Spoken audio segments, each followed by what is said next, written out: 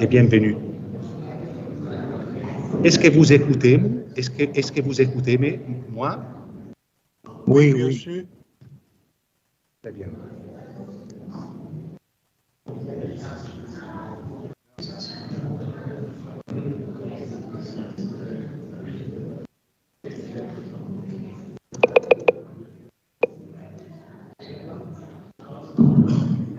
Buongiorno signori, aspettando, benvenuti alla seconda sessione del Convegno Internazionale in onore di Livio Rossetti. Stiamo aspettando l'assessore alla cultura del Comune di Perugia, Leonardo Varasano, che ci rivolgerà dei saluti istituzionali per conto del Comune. Qualche minuto di pazienza. Oggi abbiamo fatto il quarto d'ora accademico. Volevamo essere germanici, ma non ci siamo riusciti.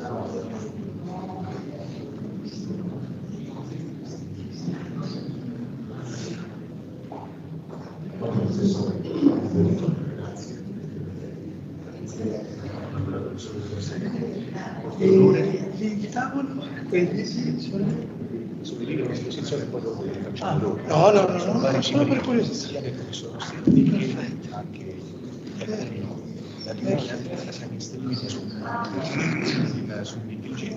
Perfetto, molto bene, io. Ci sono anche colleghi collegati dall'estero. Benissimo. Il microfono è uscito. Sì. La ringrazio.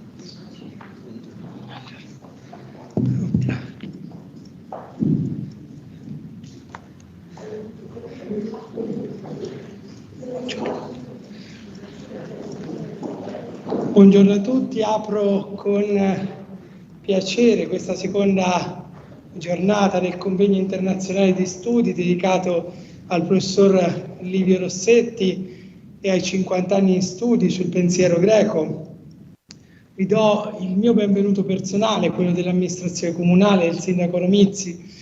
Quando il professor Ranocchia, che ancora ringrazio, ha voluto coinvolgerci in questa iniziativa, abbiamo subito accolto con grande piacere, con estremo favore, la possibilità di ospitare una giornata del convegno qui in una delle sale più prestigiose del nostro palazzo comunale. E questo perché volevamo, e abbiamo colto il senso di questa iniziativa, volevamo partecipare ad un momento molto significativo per la nostra città, per la nostra università, e credo che non sia un caso, anzi sicuramente non è un caso, che si siano toccati i luoghi più importanti della storia e della cultura perugina, a partire dal nostro antico studium, il comune, e poi si concluderà a Palazzo Cesaroni con la Lectio Magistralis del professor Rossetti. Questo perché? Perché in questa occasione si celebrano, credo, tre cose: la gratitudine, la restituzione e la riflessione. La gratitudine credo che sia specificamente per quello che il professor Rossetti ha fatto per la nostra città, per la nostra università. Lui, sappiamo, viene ricordato anche nella sua biografia, non è nativo di Perugia, ma di fatto è figlio adottivo e soprattutto ha un legame profondissimo con il nostro Ateneo, ma quello che ha fatto più in generale per la comunità scientifica. Allora la gratitudine è un sentimento e una prassi poco frequentata da noi. Non a caso Papa Francesco ci invita a verbalizzare il grazie, no? Però ci sono vari modi per dare forma a questo grazie, e uno è questo, è il riconoscimento del cammino fatto,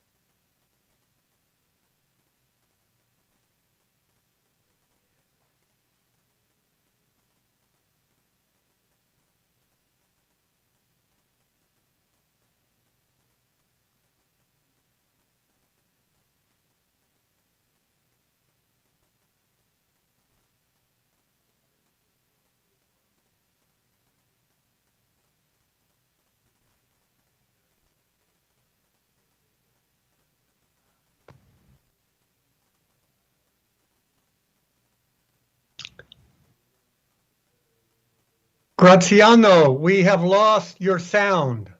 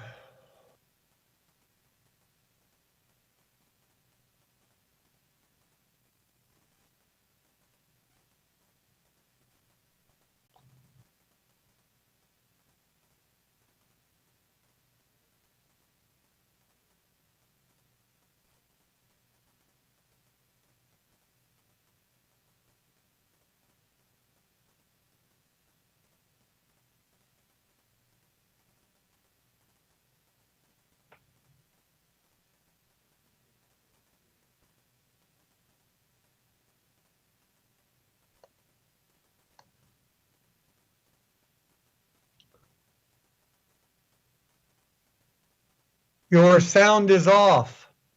Please turn on your sound.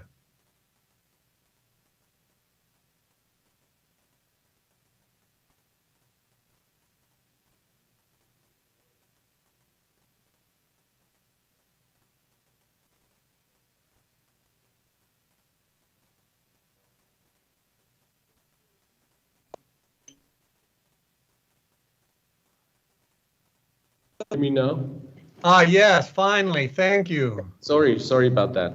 So, ancora una volta vi presento due veri giganti di studi eliatici, Alex Murellatos e Nestor Cordero, per la prima sessione di questa mattina, e penso che è meglio cominciare subito con la presentazione di Alexander Murellatos, titled Xenophanes of Colophon, Ionian Physicalist and Iconoclast in Religion. Molte grazie. I want to start by expressing my very, very happy, really happy gratitude for one of the most precious friendships that I have made in the last 30 years, which is my friendship with Livio Rossetti. Thank you, Livio. It was, well, I don't remember, it must have been at least 30 years ago when we met. And at that time, the idea of Eleatica was only in his mind. And before too long, it became a reality. And now it's going to, I forget, 15th session or whatever. Maybe it's already 20th, I don't know. You know, with old age, years pass by very quickly. I know we're late starting, so I will proceed with my presentation. I need to tell you that there's an unfortunate happening, which is that my hearing aids have failed. So in the discussion, I may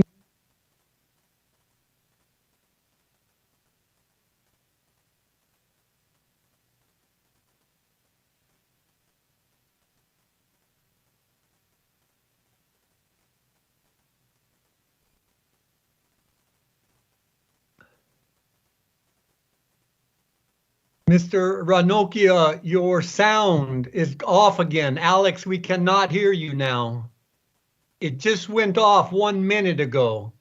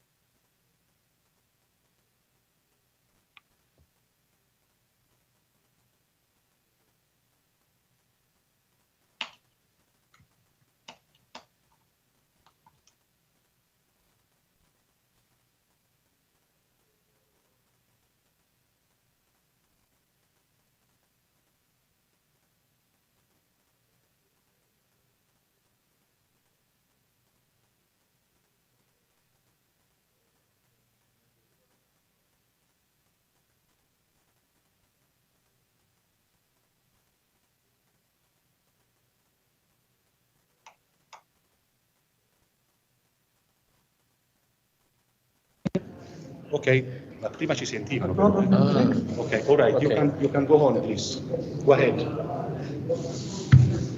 Era aspetti il microfono, non so perché. Excuse me. Okay. have the It should problem work now. fixed for those. Yeah, okay. Yeah, go ahead. What our friends on the web say. Yeah, they Okay. can hear us now. Ma prima ci sentivano però. Ok, all right, Okay. you can go on, please. Go ahead. Era aspetti il microfono, non so perché. Excuse me. Okay. Has the It should problem work now. fixed for those. Yeah, okay. Yeah, go ahead.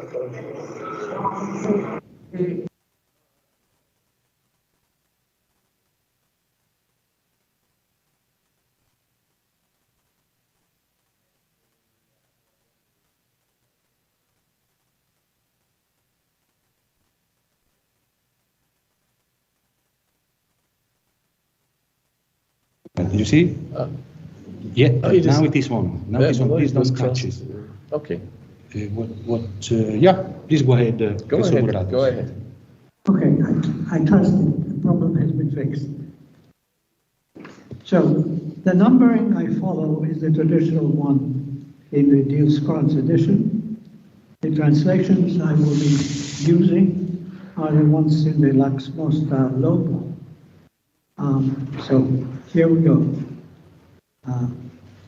Fragment B16, the Ethiopians say that gods are snub-nosed and dark-skinned, whereas Thracians say that they have blue eyes and reddish hair.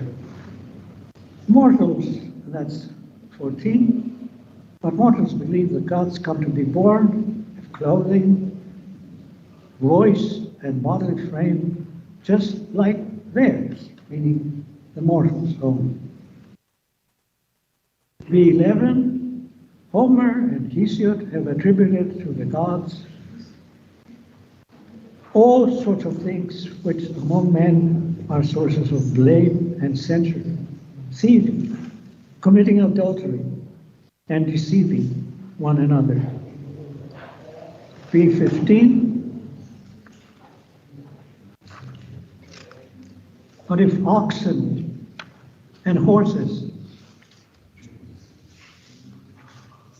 or lions had hands, or could draw with their hands and create work such as men create, then horses would make their gods look like horses, and oxen make them look like oxen. And generally,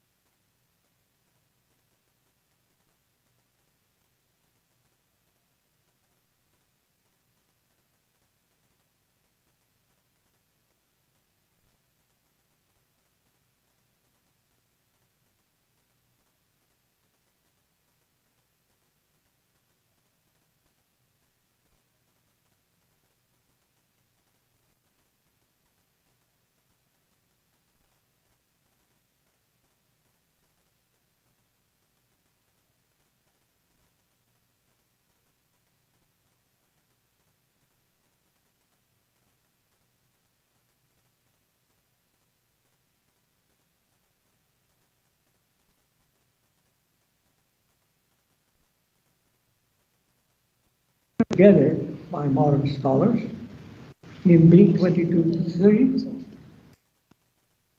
What precisely is the scope of the comparison, namely among both gods and men? That's a question. In the Xenophonist universe, there are also minor gods that would serve to broaden the germane basis of comparison with the one and greatest God. That's one question. Or are these plural gods simply plasmataton proteron, figments of our predecessors? The reference is to things like titans, giants, and censors that Xenophonus himself had mentioned in the Symposium Elegy. Non-entities, just posited by misguided human imagination. I think it is significant that after the mention of both gods and humans in B23:1, the second line drops reference to plural gods and narrows the comparison simply to humans. There would be no point in making comparisons between lesser gods and the supreme deity, for by B14 and the other fragments of the one God group, whether such minor gods exist or not, their traits are sweepingly anthropomorphic. So that must be why humans are and their traits are that humans are cited in the second line of 223 in the comparison, only humans are cited in the comparison with the one greatest God.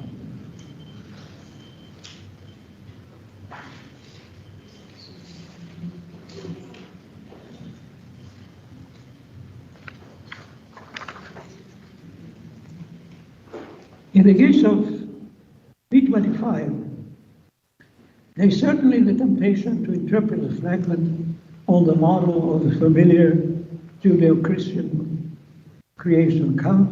God said, "Let there be light," and there was light. Ostensibly, there is one other fragment that might be taken to envisage divine demiurgic activity in Xenophonus. B38. If God, whether it be the lesser gods or the supreme God, had not created yellow honey, then mortals would say that figs are a lot sweeter. But since B35 is manifestly another instance of Xenophonian counterfactual thought experiment, it would be wrong to exploit the F as direct evidence of demiurgic activity in Xenophonus. We may return now to B25 and its no freni by mental act or simply by a mental act. Xenophonus needs to make it intelligible to his listeners, readers, that that's how God imparts this shaking and trembling to all things, and does it without fail, and also without himself moving at all.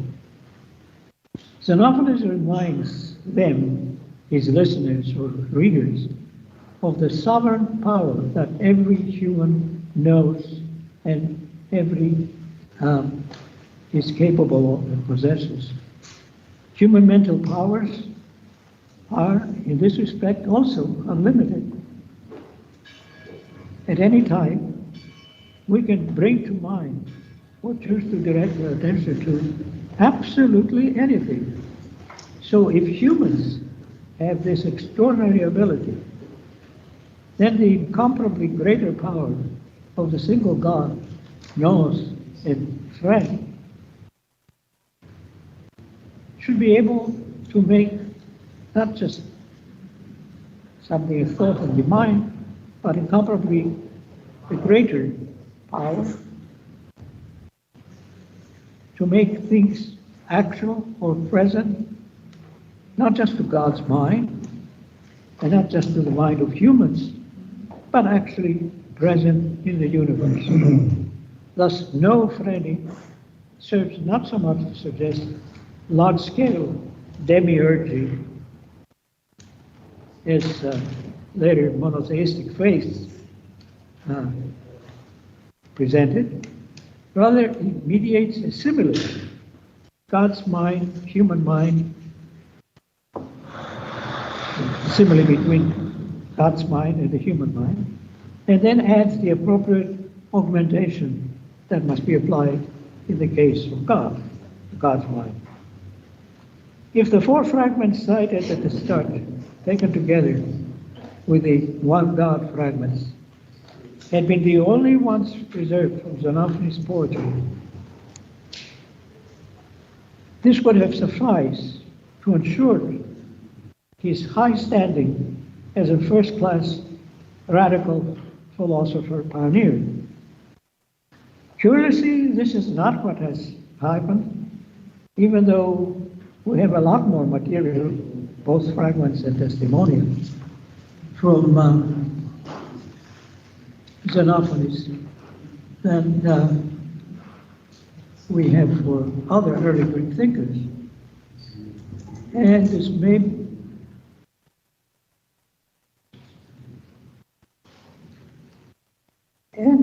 and this may be the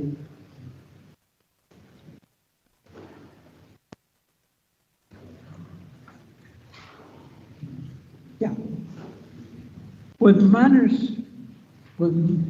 matters now to what matters to the evidence that the iconoclasm and the radical theology are extensively and indigently supported by the physics and the cosmology. It's really interesting that so often when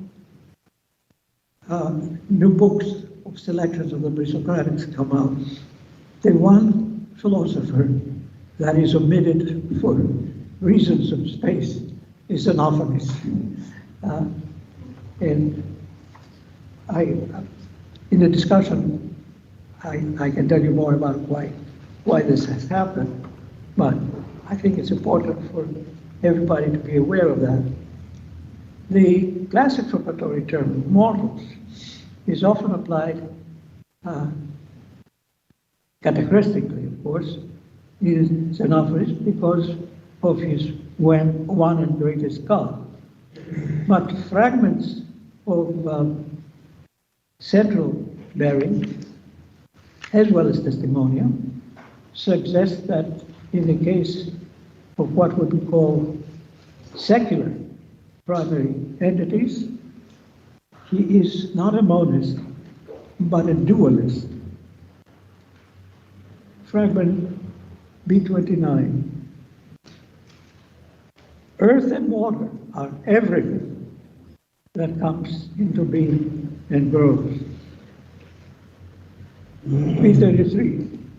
All of us have come out of earth and water. One might propose, of course, that the broadly cosmological part, which is in B29, should be interpreted on the model of the other fragment, B33, with its more restrictive scope of all humans, all living things. The two formulations, of course, are logically compatible.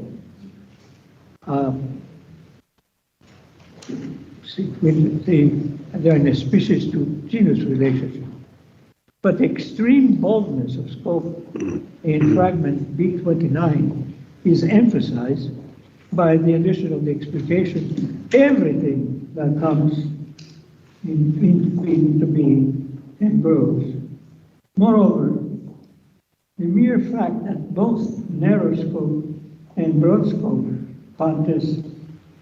quantum formulations have been preserved in the fragments makes it likely that the metaphysically crucial statement is to be found in B29 with its panta.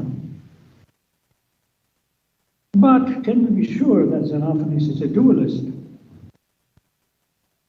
One fragment might be thought to summarize his doctrine as earth monism, B27.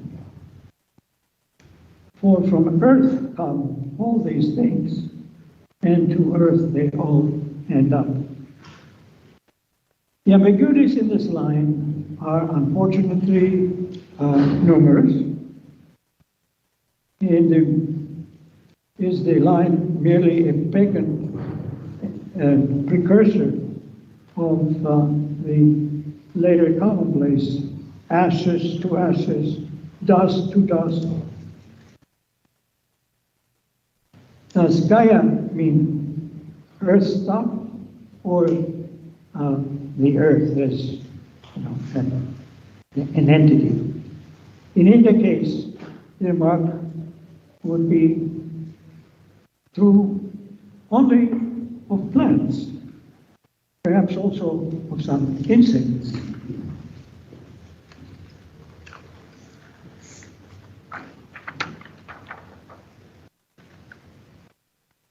Does the use of Gaia with the preposition case point to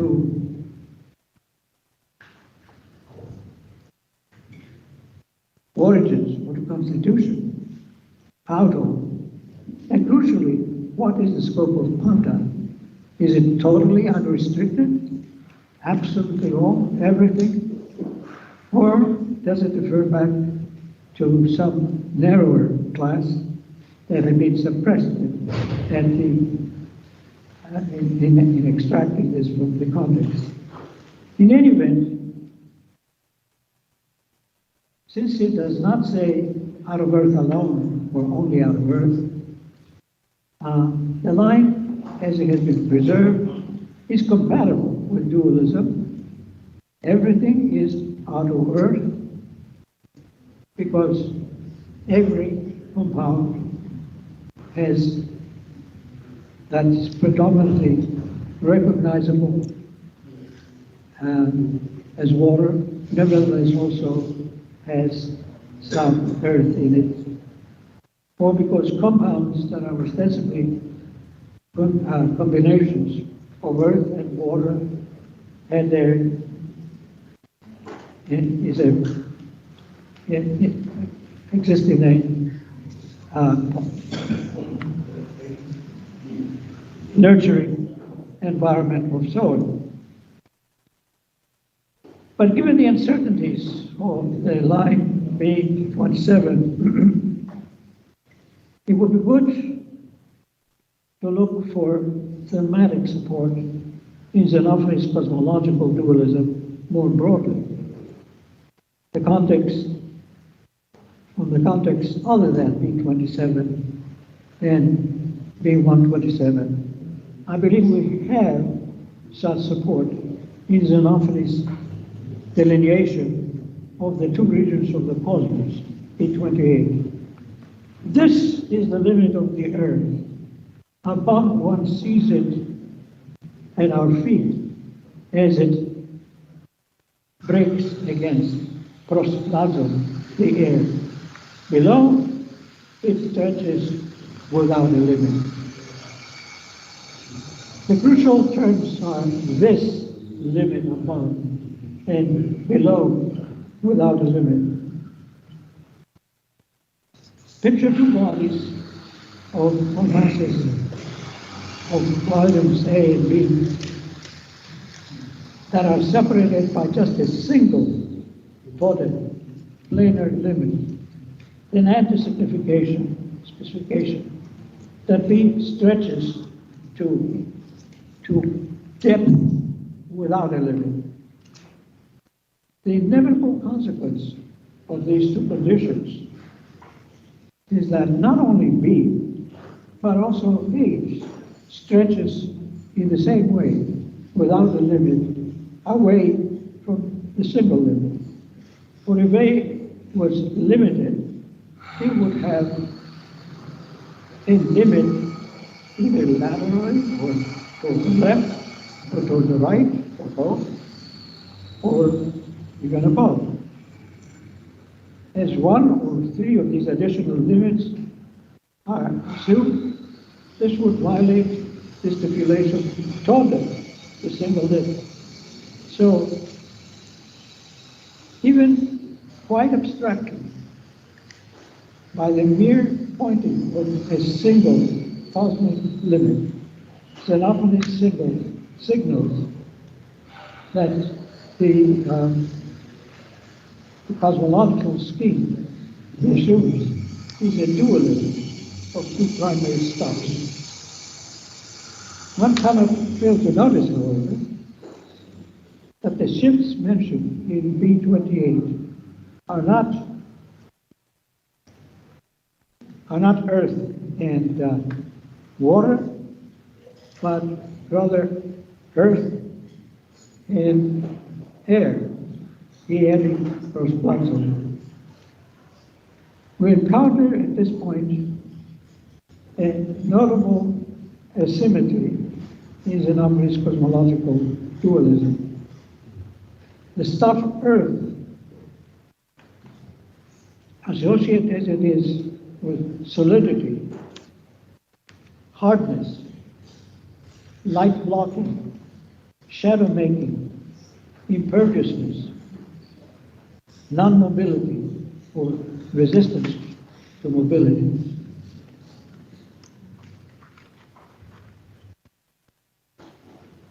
Does not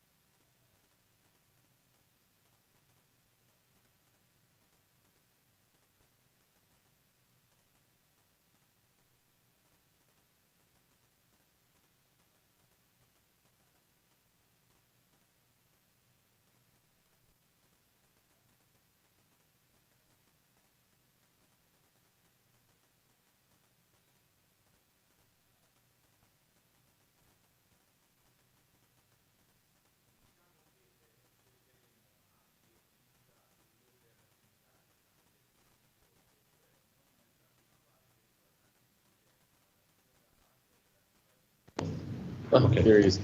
Okay, so let's open the discussion. Is there any question? Yes, Barbara. Thanks, Nicholas. I have to say, when I ask my question, it may be that you say something on that and I missed it because it was sometimes hard to hear. But the question is, how does the kind of physical dualism that you showed, that is metaphysical dualism as you call it, right? How does this fit together with this kind of priority monism that we see in the divine?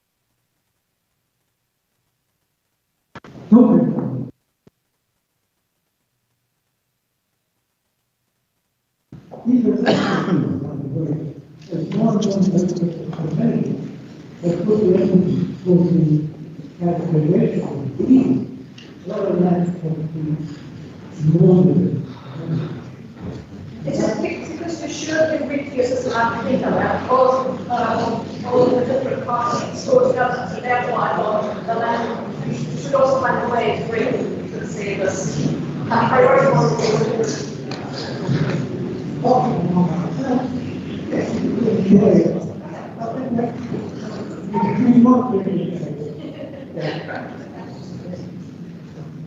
Okay, we have a second question, and you can just hand the microphone to the next person.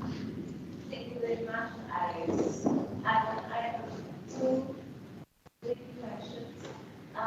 And the one is that the fragments, I've always been struck by the fact that fragment B2C, it's not talking about how observant forces someone would conceive of the gods, but how they would draw the gods.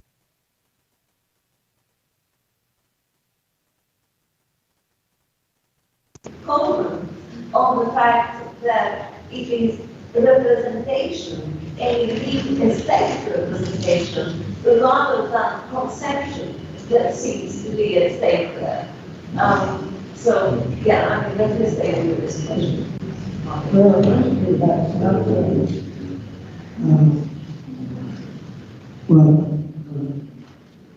I suppose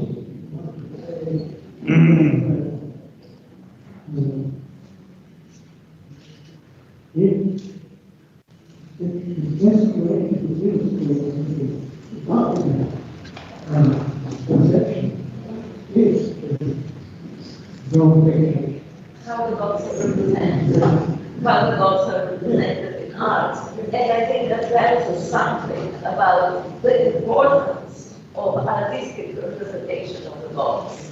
I think it's a long line that brings us then to the rational theology of the Republic.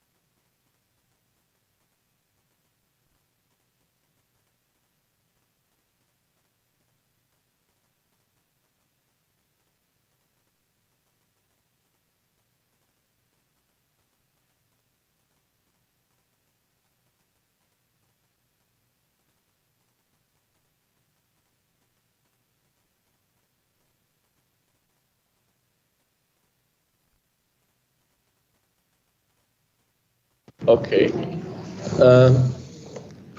We'll switch over to Nestor Luis Cordero. This or this? It's the same. Oh, you get this one. Okay. So we come now from. No, stay here. Veniamo adesso a Parmenide, da Senofane a Parmenide con Nestor Luis Cordero e con la presentazione titolata Secondo Parmenide bisogna sapere che cosa sono le doxae per evitarle, e penso che è una domanda. Allora, Nestor. Grazie.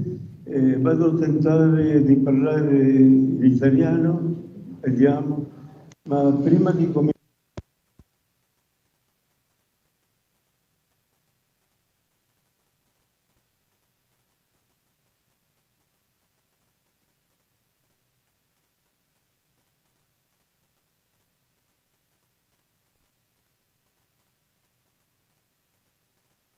vediamo perché, secondo Parmenide, bisogna sapere che sono le doxae, ma per evitarle. Fin dalle sue origini, la filosofia ha presupposto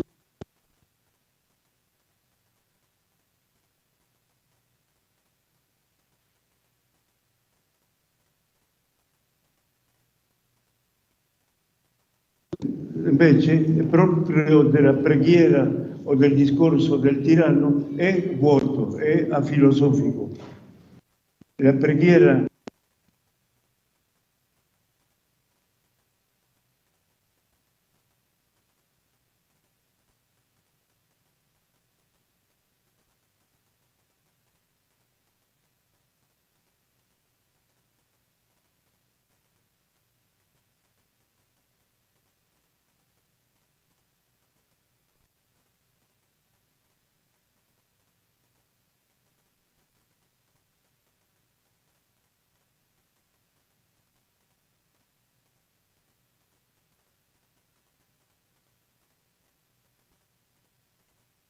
porta di solito una polemica tra due modi di cercare di spiegare la realtà.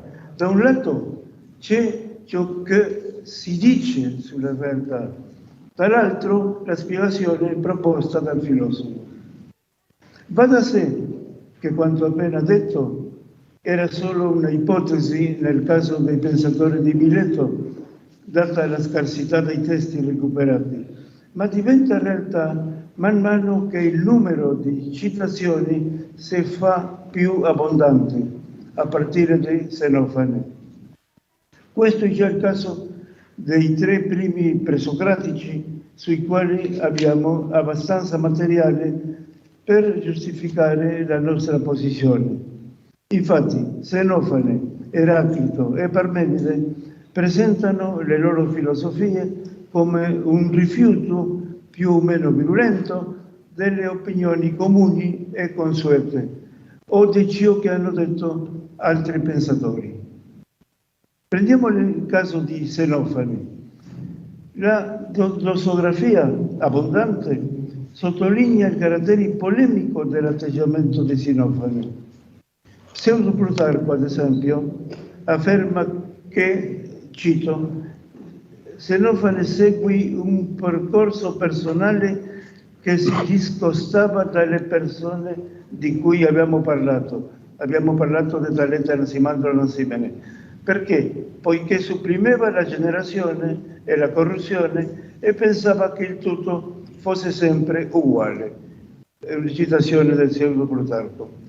Proclo, da parte sua, riteneva Senofane di, cito, aver scritto i soliti siloi, atopus siloi, riguardanti tutti i filosofi e i poeti. E evidentemente il riferimento ai poeti alludeva all'opinione tradizionale.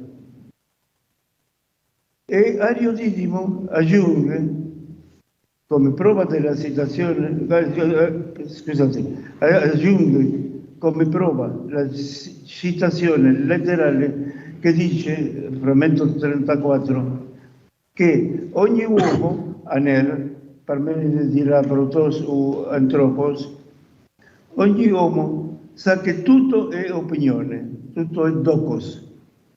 Per lui, per Xenofane, i mortali, protoi, lo stesso parola di Parmenide, protoi, che credono, doceusi, verbo legato ad oxa, che gli dei siano nati. E come risposta all'opinione rappresentata dal verbo doxaso in Xenofane, Xenofane espone la verità che da tempo cerca di diffondere in molte città greche.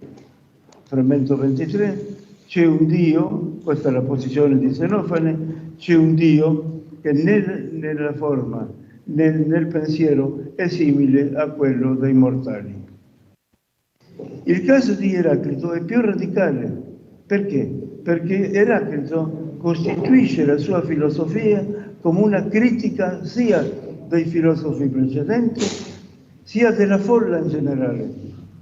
Per quanto riguarda la folla, spesso chiamata hoipoloi, per Eraclito è come se dormesse. Frammento 89, per cui dorme c'è un unico universo, c'è un universo particolare. Frammento 70, sono schiavi delle opinioni, doxasmata, che non sono altro che giochi dei bambini. E anche l'individuo più famoso è vittima di ciò che si dice. Frammento 28, il più famoso, docimotatos, conosce e protegge le opinioni, doceonta.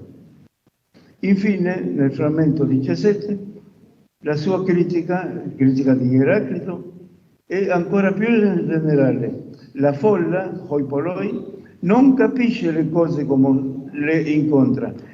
Esse le sembrano, doceusi, le sembrano soltanto.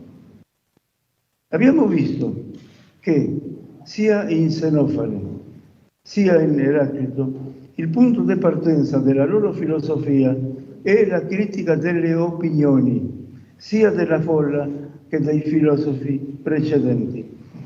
Le opinioni si mostrano palesemente come il modo più ovvio di credere di sapere ciò che in realtà si ignora. Ma poiché gli esseri umani, Aristotele dixit, appetiscono naturalmente conoscere, cito Xenofane, frammento 35, credono che ciò che presumono dedoxato assomigli alla realtà. Percorrono i mortali a ritroso la strada della conoscenza. Applicano alle cose reali le opinioni che hanno su di esse, invece di partire dalle cose reali e, una volta conosciute, descriverle così come sono. Ci rimane Parmenide, il nostro eroe. Il suo caso è più interessante perché si basa sulla necessità di non seguire l'opinione, come Eraclito e Xenofane, ma prima di decidere che sono ingannevoli, bisogna conoscerle. Questa è l'originalità di Parmenide. Per Parmenide, il punto di partenza della ricerca della verità, la mia posizione, è la conoscenza della natura ingannevole delle opinioni. Le opinioni sono il punto di partenza, la falsità delle opinioni, della ricerca della verità. Anche nel caso di Parmenide, le opinioni doxai appartengono ad altri, come in Xenofane ed Eraclito. E come loro, questi altri sono chiamati uomini o mortali, protoi o antropoi. Ma per ragioni che noi conosciamo, quando Parmenide fornisce un esempio molto concreto di doxai nel frammento 8, presenta una vera teoria. Non era il caso di Xenofane o Eraclito. Non sappiamo se si trattasse di un coraggio di Parmenide, di opinioni alla moda, oppure, cosa più probabile, e io credo averlo dimostrato in un articolo nella rivista Arcai, forse è un ramo del pitagorismo particolare in Elea, rappresentato da Amilia il primo maestro, tra virgolette, di Parmenide, questo ramo pitagorico avrebbe privilegiato i nomi invece dei numeri, ma è una mia ipotesi questa. Le doxai sono già presenti all'inizio del poema di Parmenide.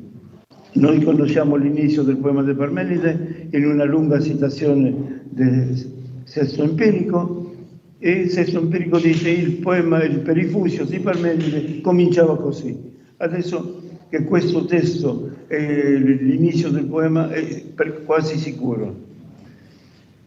In questo lungo frammento 1 noi troviamo in realtà una presentazione allegorica del poema. La dea anonima, portavoce di Parmenide, dice, cito, è necessario, creo, che tu indaghi piuttosto su ogni cosa, sia dal cuore intrepido della rotonda verità, sia dalle opinioni dei mortali. E c'è la parola opinioni, proton doxat, nelle quali non c'è vera fiducia. È già qualche cosa. La nozione di necessità sottolinea il carattere obbligatorio del doppio apprendimento, verità-opinione.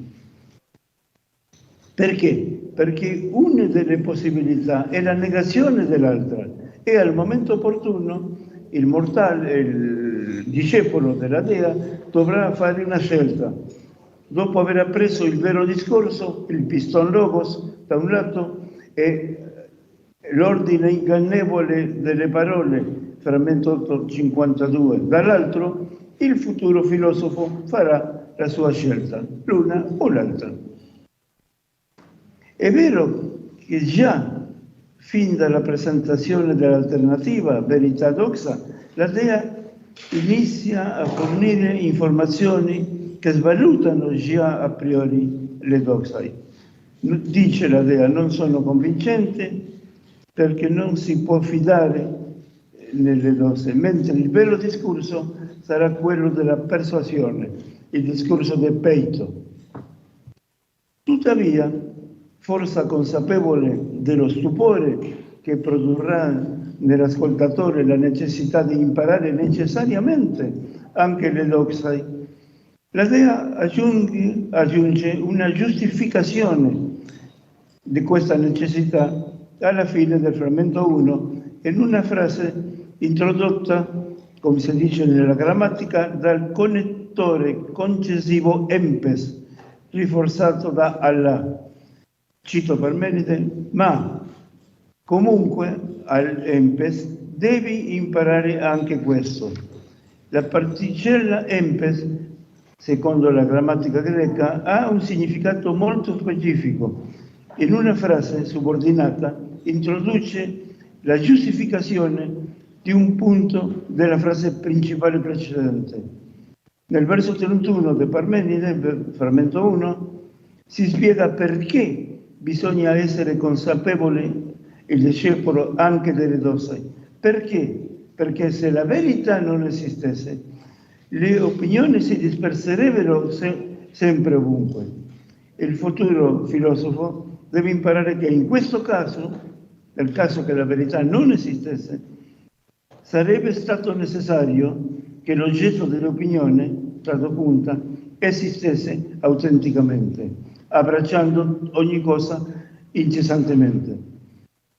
Tratto punta non introduce, come si dice, un terzo soggetto da imparare. Il participio do punta è sinonimo di doxai.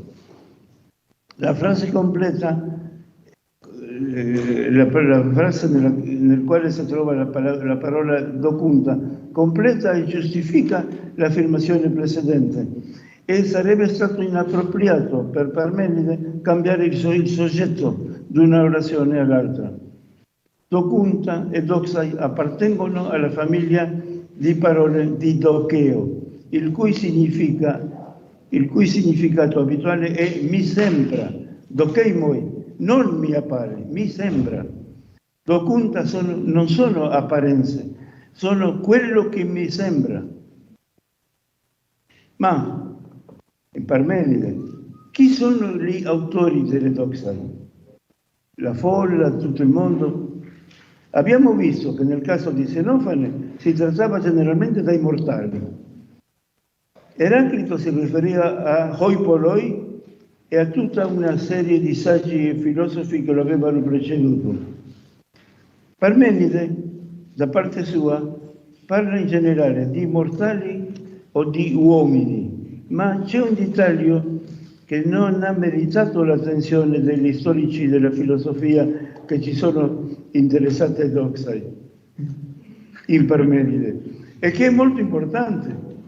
Prima di proporre l'esempio delle doxai, a partire dal verso 51 del frammento 8, Parmenide descrive prima, in modo molto dettagliato, lungo 14 versi, la personalità e il metodo degli artefici delle opinioni.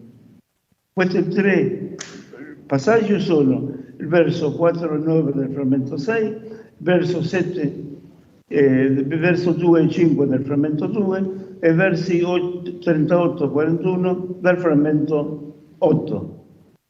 Ora, quando compaiono gli esempi di doxai, a partire dal verso 51 del frammento 8, il lettore o l'ascoltatore della Dea sa già che i doxai non hanno valore perché hanno stato già svalutati a priori, perché erano l'oggetto di gente che non sa niente.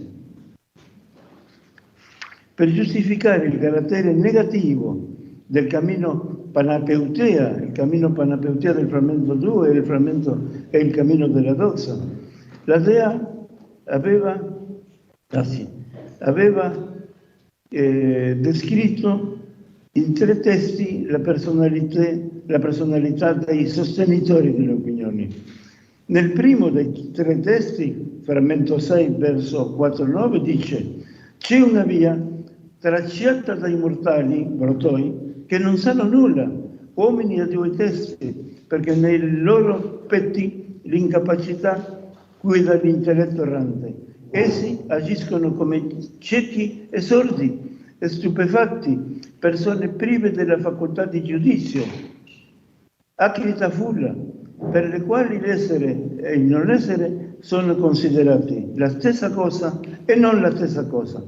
L'altra via, la via della Dea, invece riconduce al punto di partita. In questo passo si trova una descrizione dettagliata dello stato d'animo di coloro che hanno plasmato Platontai, è il verbo, il cammino delle opinioni. Come diceva Ettore Scola, sono gente brutta, sporca, cattiva. La precisione e la concisione di questo passo sono esemplari perché in 6 versi troviamo il quadro composito di ciò che si aspetta di un cattivo ricercatore. I mortali fabbricano una realtà, vedremo più avanti, che si basano solo sull'antitesi più ovvia, quella della luce e le tenebre, e poi, quando cercano di spiegare il reale, trovano nel reale solo le parole che hanno appicciato alle cose, credendo, il verbo che poi totes, che fossero vere. Infatti, abbiamo un secondo testo, e il secondo testo che parla dello stato degli uomini sono le versi 38 e 41 del frammento 8. In questi versi la Dea dice che poiché non c'è nulla in più di ciò che è il leone, sono solo nomi o nomata ciò che i mortali brotoi hanno stabilito, convinti che fosse la verità. Esempio generale è morire, essere e non essere, cambiare l'uovo e alterare il colore esteriore. A parte il carattere enigmatico di queste ultime parole, cosa vuol dire in Parmenide cambiare il colore esteriore, non so. Questa descrizione denuncia il sintomo già rilevato dai mortali, l'incapacità di giudicare, di crinei. Perché? Perché sono acrita, sono uomini a 2 teste, vittima della congiunzione, affermano una cosa è il contrario, essere e non essere, generare e morire, mentre che il filosofo, chi non è acrita, sa che la vera scelta è la disgiunzione, estim e hoc estim, una cosa o l'altra, non le due insieme.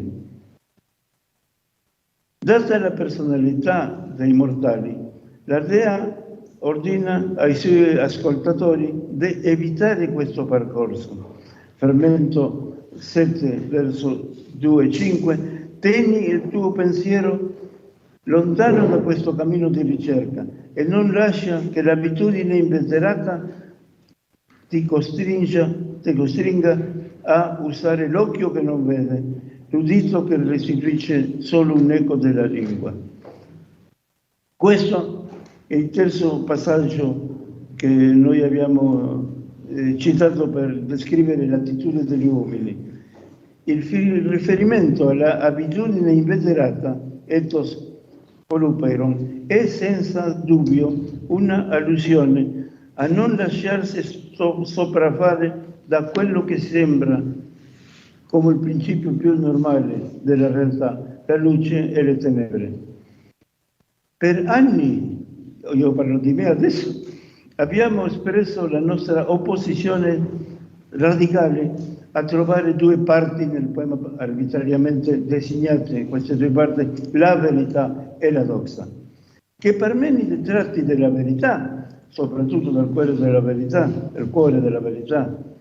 e che dica qualche parola sulla doxa non significa che abbia deciso di dedicare 8 frammenti all'una e 11 all'altra. I due termini, verità e doxa, compaiono qua e là, secondo la metodologia didattica della Dea, che aveva già annunciato che per lei era comune, se non da dove cominciare, perché sarebbe tornata di nuovo su questo punto. Incomincio dalla verità e arrivo alla doxa, incomincio dalla doxa e arrivo alla verità, perché sono opposte. I sostenitori di considerare autentica una divisione del poema chiamano la doxa di Parmenide l'insieme che va dal verso 51 del frammento 8 al frammento 19, numeri come noi sappiamo arbitrari, peraltro che derivano dall'opera classica di Feuerbach, sulla quale Manfred ha scritto un articolo molto molto interessante. Ma questa gente dimentica che Parmenide aveva già avanzato una descrizione spietata degli autori delle doxai nella parte che loro chiamano la verità, cioè nella parte che questi ricercatori chiamano verità c'è una descrizione della doxa. Ora, ci sarebbero contaminazioni reciproca tra le parti doxa e verità, e questo riferimento ai mortali distolgono completamente qualsiasi valore positivo delle doxai, della cosiddetta parte la doxa. Vediamo alcuni esempi.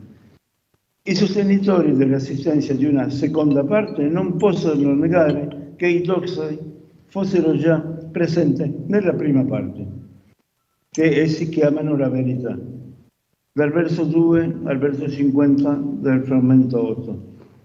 Le opinioni sono già enunciate al frammento 1 come appartenenti al mortale, nel frammento 6 la via dei mortali era già stata descritta, nel frammento 7 la Deva aveva aggiunto ai suoi ascoltatori di evitare questa via, la via dei mortali, e infine nel frammento 8, prima dal verso 51, i mortali sono caratterizzati come nominalisti avant la lettre, perché danno nomi alle cose credendoli veri.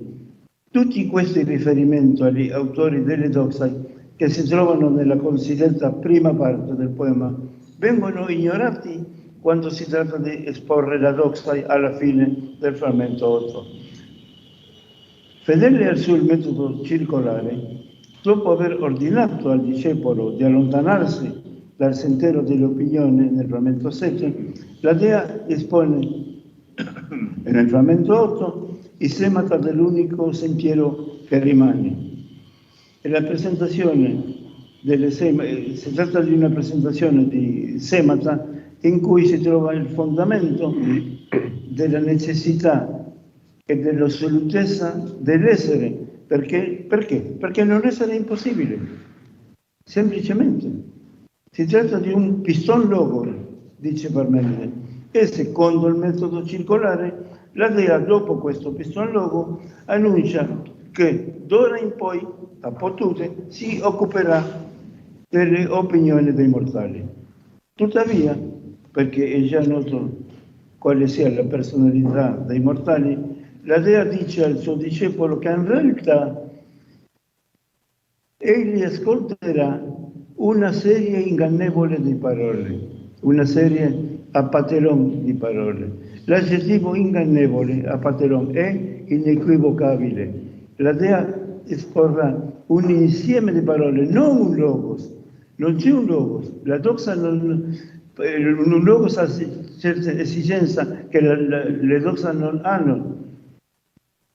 Questa via, la via della verità, era pistos perché apparteneva, tutto che si dice in questa via, alla persuasione. E la persuasione in Parmenide è peitus, e la nozione opposta a peitus è apate, inganno. Persuasione, inganno.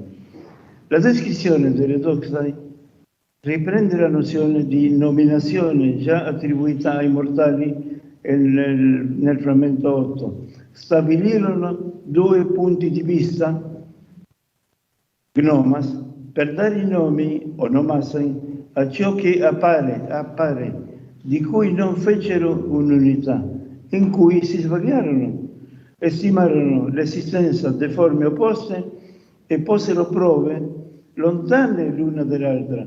Da un lato il fuoco etereo della fiamma, tenue e leggerissimo, assolutamente uguale a se stesso, ma non uguale all'altro. Dall'altro ciò che di per sé è il suo opposto, la notte oscura, una forma spessa e pesante. Ho citato il frammento 8, la fine. La nozione di gnome, qui è sinonimo di opinione, ha la funzione di nominare le cose secondo le potenze di ciò che è più evidente, la luce e le tenebre. Per potenze Parmenide utilizza la nozione di dynamis, ma in linea con tutto ciò che sappiamo sui mortali, questi mortali sono vittime della congiunzione, sono una acrita fila, che mette insieme principi che in realtà sono contraddittori. Abbiamo visto che i semata sono lontani l'uno dall'altro. Il testo, ora noto come frammento 8, non aggiunge nuovi elementi sulla doxa, perché il frammento 8 termina 8 verso dopo questa descrizione della doxa.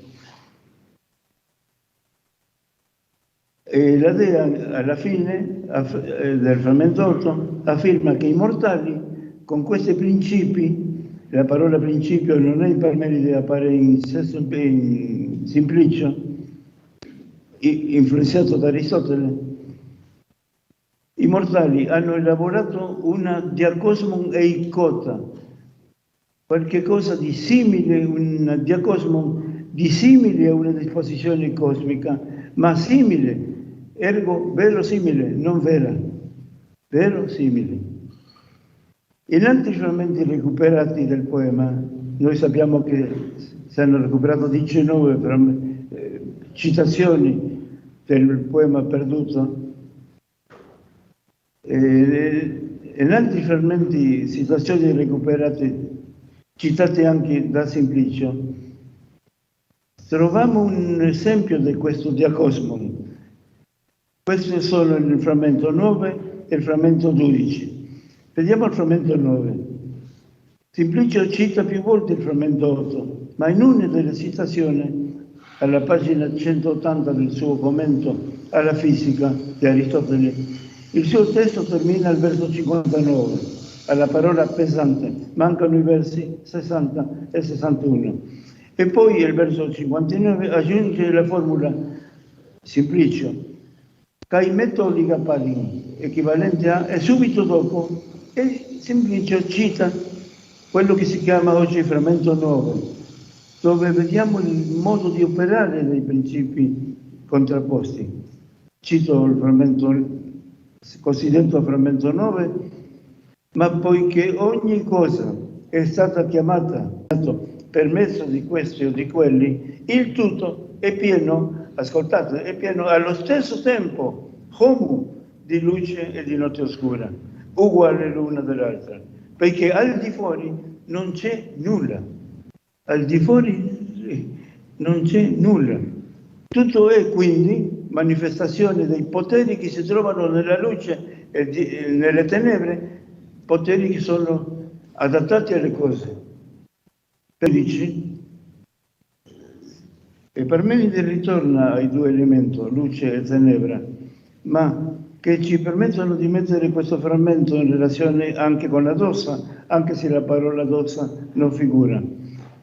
Il riferimento si trova dopo un'altra citazione del frammento 8, che questa volta arriva alla fine, verso il verso 61.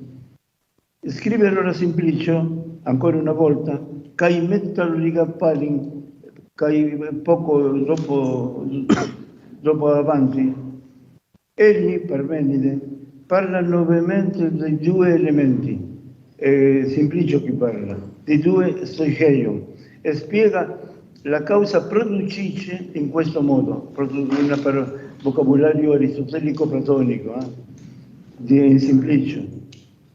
Cito Simplicio, che cita Parmenide, gli anelli, le più strette, sono piene di fuoco puro, quelle che seguono di notte, fuoco puro, notte, luce e tenebre. Ma tra di esse sfugge una porzione di fiamma. In mezzo a loro, supposiamo gli anelli, c'è la Dea che governa tutto. È evidente che questo testo riprende dettagli del dualismo della diacosmesi dossica, come dice il citatore Simplicio, ma Simplicio parla anche di una Dea che governa tutto, e questo rimane per me almeno enigmatico. Simplicio disse che questi versi, cito Simplicio, attenzione, Simplicio, un millenario dopo Parmenide, 1000 anni dopo, Simplicio dice che Parmenide qui riguarda la generazione di ciò che non è corporeo, asomaton. E in questo passo la Dea, cito Simplicio sempre, invia le anime a volte dal visibile all'invisibile, a volte reciprocamente. Commento che aggiunge ulteriore oscurità, ormai tinta del platonismo, a un testo già oscuro. Consapevoli di questo fatto, dell'oscurità del testo, nella stessa pagina Simplicio, con grande onestà intellettuale, ammette: sono costretto di soffermarmi su questo a causa della grande ignoranza oggi degli scritti antichi. Sembra che Simplicio non trovi in Parmenide una spiegazione sufficientemente chiara delle doxe e aggiunga commenti personali, mentre in realtà avrebbe dovuto mettere in discussione il carattere parmenideo delle doxe, perché Parmenide attribuisce le doxe agli altri, non a se stesso. Infine, in un testo recuperato tardivamente, nell'anno 1810, chiamato oggi frammento 19, prima si avevano trovato di 18, per questo nuovo frammento si chiama 19 arbitrariamente. Questo testo fa una sorta di bilancio dell'universo dossico. Parmenide dice: così sono nate le cose catadoxan e sono presenti ad ora. Catadoxan. E poi, una volta sviluppati, moriranno. Per ogni cosa gli uomini antropoi hanno proposto un nome distintivo. Gli uomini, non io Parmenide. Loro. Presumiamo, a parte gli ultimi versi del frammento 8, del frammento 9, frammento 12 e questo frammento 19, cercare la presenza e quello che Parmenide stesso, non gli interpreti, chiama doxai, è un pernicioso anacronismo. Nessun'altra citazione dall'insieme dei frammenti che, dalla divisione del poema in due parti, sono stati collocati di ufficio nella sessione della doxa, cioè i frammenti 10, 11, 13, 14, 15, 16, 17 e 18, nessuno di questo frammento si basa in una diacosmesi che riconosce la luce e le tenebre come principio, che sono il fondamento della doxa. Non c'è niente di tossico in tutto questo. La Dea espone una teoria che appartiene a personaggi anonimi quando parla della doxa, teoria che, mutatis mutandis, come si può dedurre dal frammento 9, trova nel cosmo soltanto due principi, dottrina che potrebbe essere applicata a tutti i fisiologi che, secondo lo schema aristotelico, proponevano come principi due elementi opposti. Questi altri, forse, sono questi i filosofi precedenti. Ogni cosa ha i suoi poteri, dunamis, ma ogni filosofo deve adattare la spiegazione delle cose a questo principio. Nel caso di Anasimene, per esempio, Aristotele spiega tutto per rarefazione e condensazione del principio unico.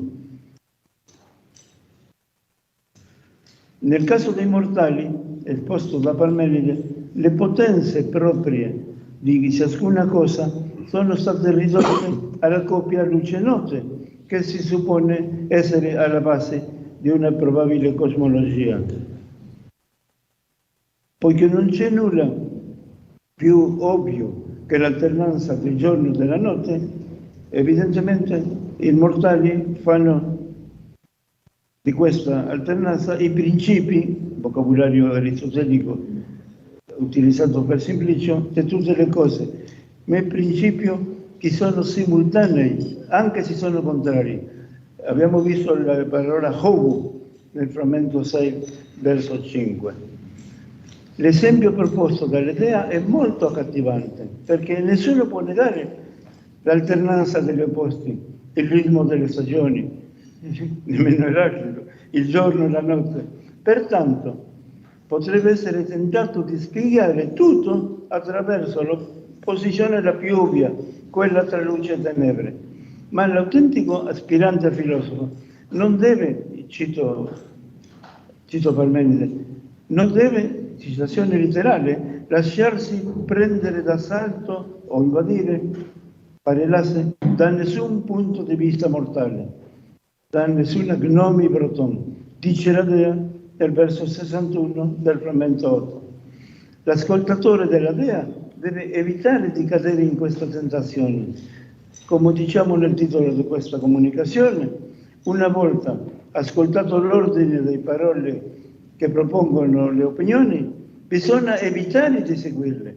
Il futuro filosofo dovrebbe legarsi all'albero della sua nave come Odisseo, che nel suo caso, nel caso di Parmenide, è il cuore della verità, riassumibile nella frase celesere esti einat. Che cosa propone Parmenide di nuovo, che sarà l'inizio di una nuova tappa nella storia del pensiero? Le doxai e le ricerche dei filosofi precedenti sono un ottimo punto di partenza. Se è stato possibile proporre come spiegazione della realtà, della physis in generale, l'umidità, l'aria, gli elementi, e se una diacosmesi è stata costruita secondo questo principio, è perché loro esistono, perché sono reali, l'umidità, l'aria, gli elementi. La soluzione che Parmenide propone si colloca in una fase, in una tappa precedente a quella dei filosofi che lo hanno preceduto. Se è legittimo studiare la realtà, è perché la realtà esiste e l'innovazione parmenidia, forse assunta, ma mai affermata prima da lui, ovviamente, è quasi una ovvietà. Se ci sono le cose è perché c'è l'essere. Se ci sono le cose in greco è onta, è perché l'essere. Anche la grammatica è nel lato di Parmenide, perché onta è il participio presente del verbo essere. Senza essere non c'è onta. A conclusione di questo lungo lavoro, un po' caotico, aggiungiamo il nome di Parmenide a quelli di Xenofone ed Eraclito, 3 filosofi che, come abbiamo detto all'inizio, avevano assunto come punto di partenza della loro riflessione la critica di ciò che si dice sulla realtà. L'esempio delle doxai è stato presentato da Parmenide come modello anche di un pensiero forse plausibile, ma secondario, perché era necessario riflettere prima sulla realtà di ogni principio o su una coppia di principi. Una volta conosciuta la realtà totale e assoluta del fatto di essere, nulla impedisce di proporre una decosmosi coerente. Come lo stesso Parmenide lo dice attraverso della Dea, quando la Dea non parla nel luogo degli uomini, quando parla da per sé. Frammento 10, la Dea dice al discepolo: conoscerai l'eterna fisica e tutti i segni che sono nell'eterne, nell'etere.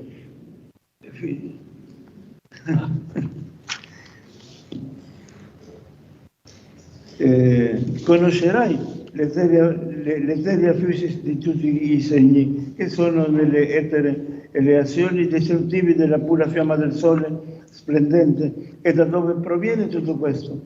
Attenzione, la Dea parla che tu conoscerai, il verbo è eidenai, non ti sembrerà, tu conoscerai. E conoscerai cosa? La physis, e la physis per un presocratico è l'essere. E conoscerai anche il cielo circondante, da dove tutto è nato, e la necessità che lo spinge, e come la necessità che lo spinge lo incatena per mantenerle i limiti delle stelle. Cioè la Dea domanda al discepolo di fare una ricerca sull'universo, ma non basata sui principi contraddittori della doxa. Di questo invito della Dea ci sono diversi frammenti che potrebbero farne parte, perché non suppongono principi contraddittori e soprattutto non sono ingannevoli, come quelli della doxai. Nei frammenti 11, 13, 14, 15, 16, 17 e 18 ci sono delle verità che non dipendono dai principi opposti che caratterizzano l'opinione. Ma prima di la verità, per esempio, la Luna non ha luce propria, la Luna gira intorno alla Terra, sono delle verità, non hanno niente da tossico. Ma prima di rifiutare le opinioni come spiegazione della realtà, dobbiamo sapere cosa sono le opinioni. E la Dea di Parmenide è una specie di ventriloquo che le afferma ma non le condivide. Grazie per l'attenzione.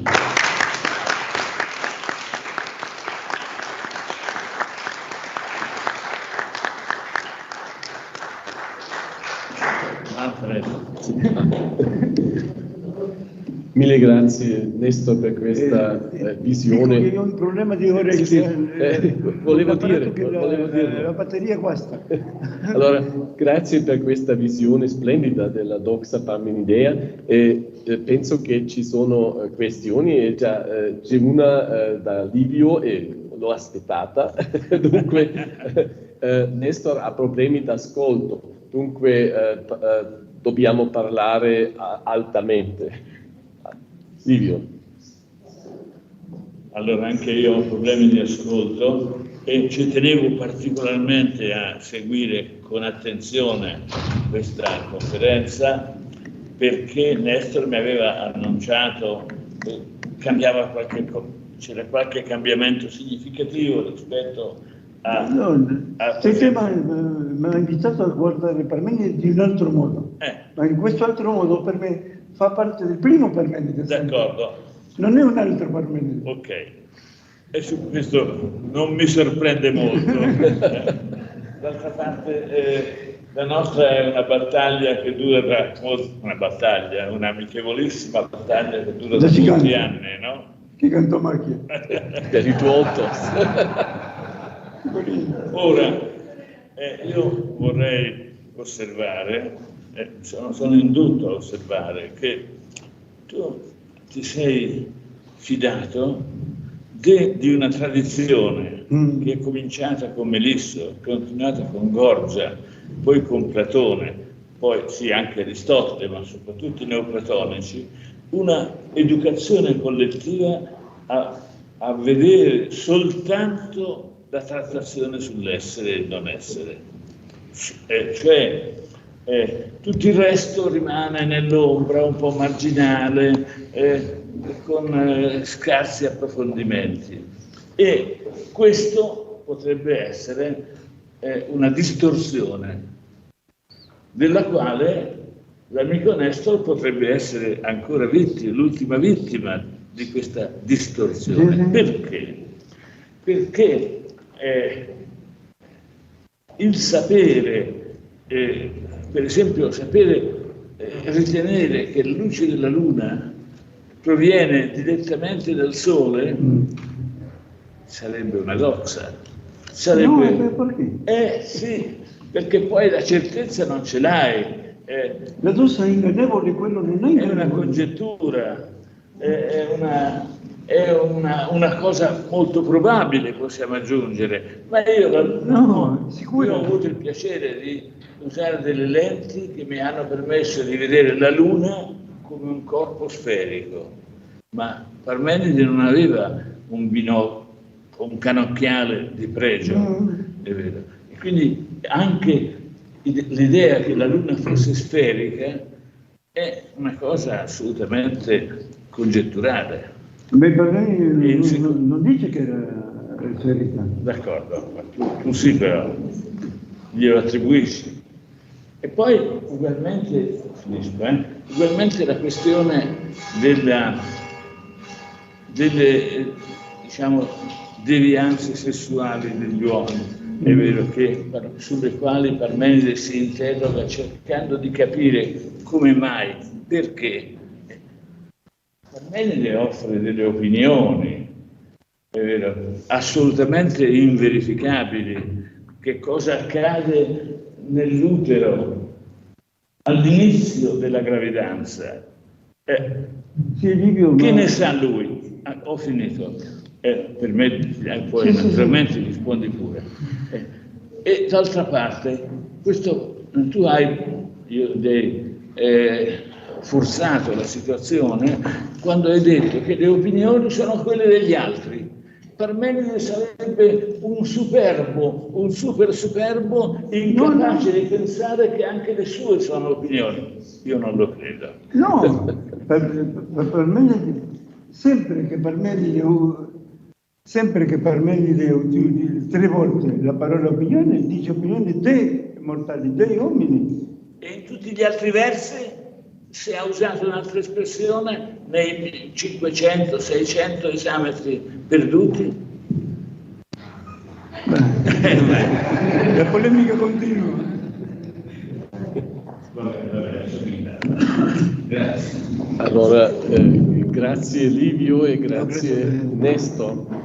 Nestor, vuol dire qualcosa? No. Allora, se non ci sono altre questioni, siamo al punto di 11 e dunque è tempo per la pausa di caffè e la pausa sarà di 15 minuti e vi prego di rendervi in questa sala in 15 minuti, appena 15 minuti, va bene? Grazie.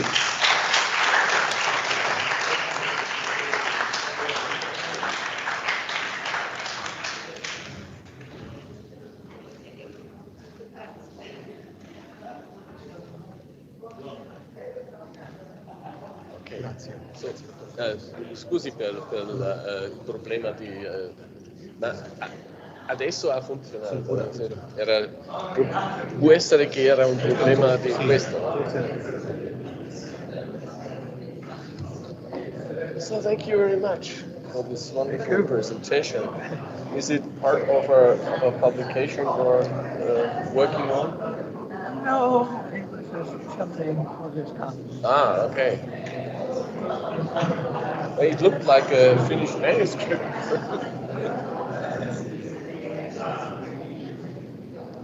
Okay. You would like some coffee? Yeah. Yeah, it should be down there, I suppose. Okay. Let's be back in. Oops.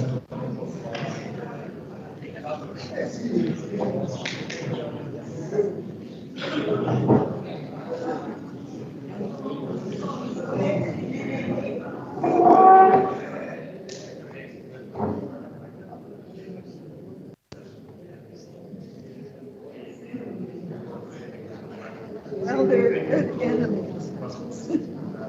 Yeah.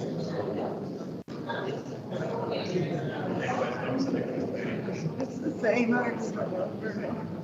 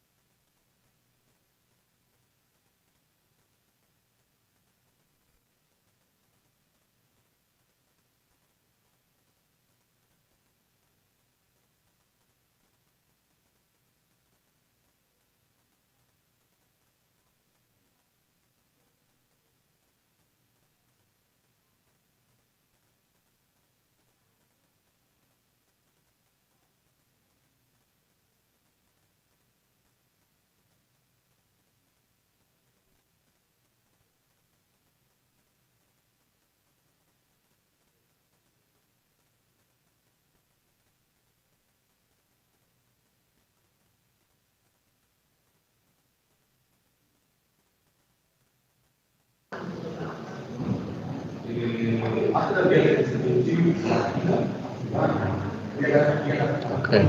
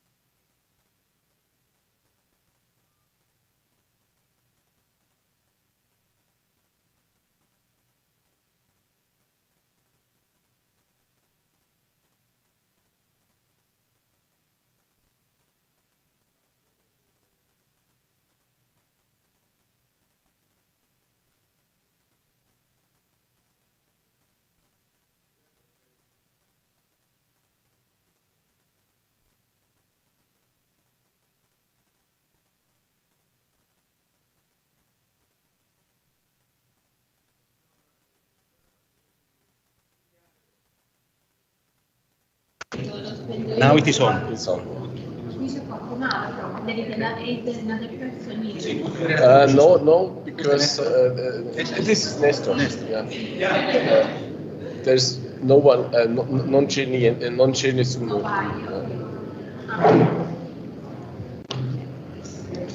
So. Ist das schon Ihr Becher oder ist der noch von? Ah, dann I don't know. Nehmen wir einen Frisch. Okay. Okay. Ja, wunderbar. Machen wir so. So, jetzt bin ich mal gespannt, wie lange das mit dem Mikrofon gut geht, aber. Bonjour, Luc. Ça va? Luc? Ich glaube, er kann es nicht hören. Das Mikrofon ist mal wieder. So, jetzt. Bitte. Alles gleich.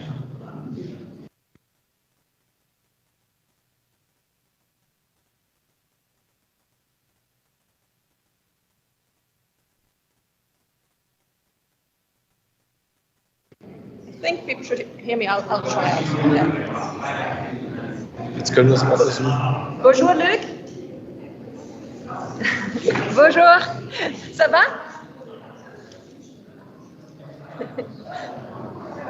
Okay. Oui, ça va. Oui. Pardon, je n'avais pas mon micro. Hein. Okay.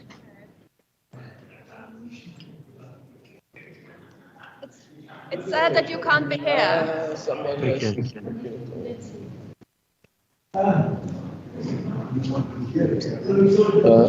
As you like, you can sit here if you want, or just come up after Barbara's paper. I mean, why don't you join us as a trinity? Whatever you prefer. Okay.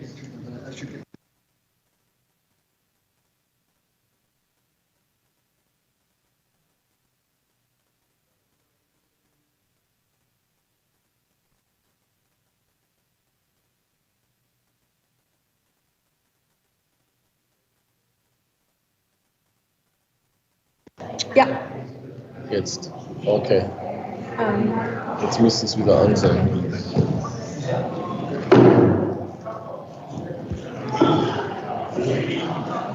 Okay.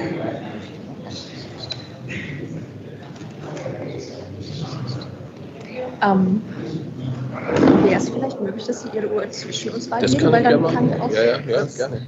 Danke. Sofern Sie mit einer komischen Zeitrechnung zurechtkommen. Ja. Es ist nur einfach, ich habe klar. immer eine Uhr, Ja. bin ich immer, Ich brauch und das. Handy mag ich nicht so gern. Nee, die mag ich auch nicht, aber ich brauche das mit der Uhr. Ja. Okay. Okay. Cinquant Livio. Aber stimmt das mit dem 25 ungefähr, oder? Das stimmt, ja. Also wir sind jetzt, also ich wollte ja eigentlich um 15 anfangen, aber das hat jetzt voraussehbar nicht geklappt. Aber wir sind noch ein bisschen. Also wahrscheinlich muss man einfach um 15 anfangen wollen, damit man dann um halb anfängt. So würde ich es auch ausdrücken. Okay. So, drehen wir es mal ein bisschen. Ja, okay. So, jetzt muss ich das Mikrofon noch mal kurz benutzen. So, well, ricominciamo. Adesso ho il grande onore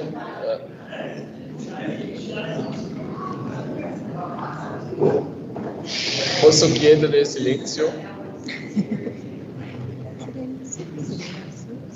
Allora, va bene. Adesso ho il grande onore di presentarvi la mia collega Barbara Sattler dalla Ruhr-Universität Bochum, che parlerà su Gorgia, parlerà su Zeno, non Gorgia. Gorgia. Due. Zeno's topos paradoxes and some variations in Gorgias. So, Barbara, the floor is yours. Okay. Grazie mille per l'invito. Es ist eine große Freude, hier zu sein und Livio und sein Werk zu ehren und seinen unermüdlichen Einsatz dafür, internationale Forscher in der antiken Philosophie aus der ganzen Welt zusammenzubringen in der internationalen Platon-Gesellschaft, in der internationalen Gesellschaft für Vorsokratiker und in der internationalen Sokratik-Gesellschaft und in den Eleatiker.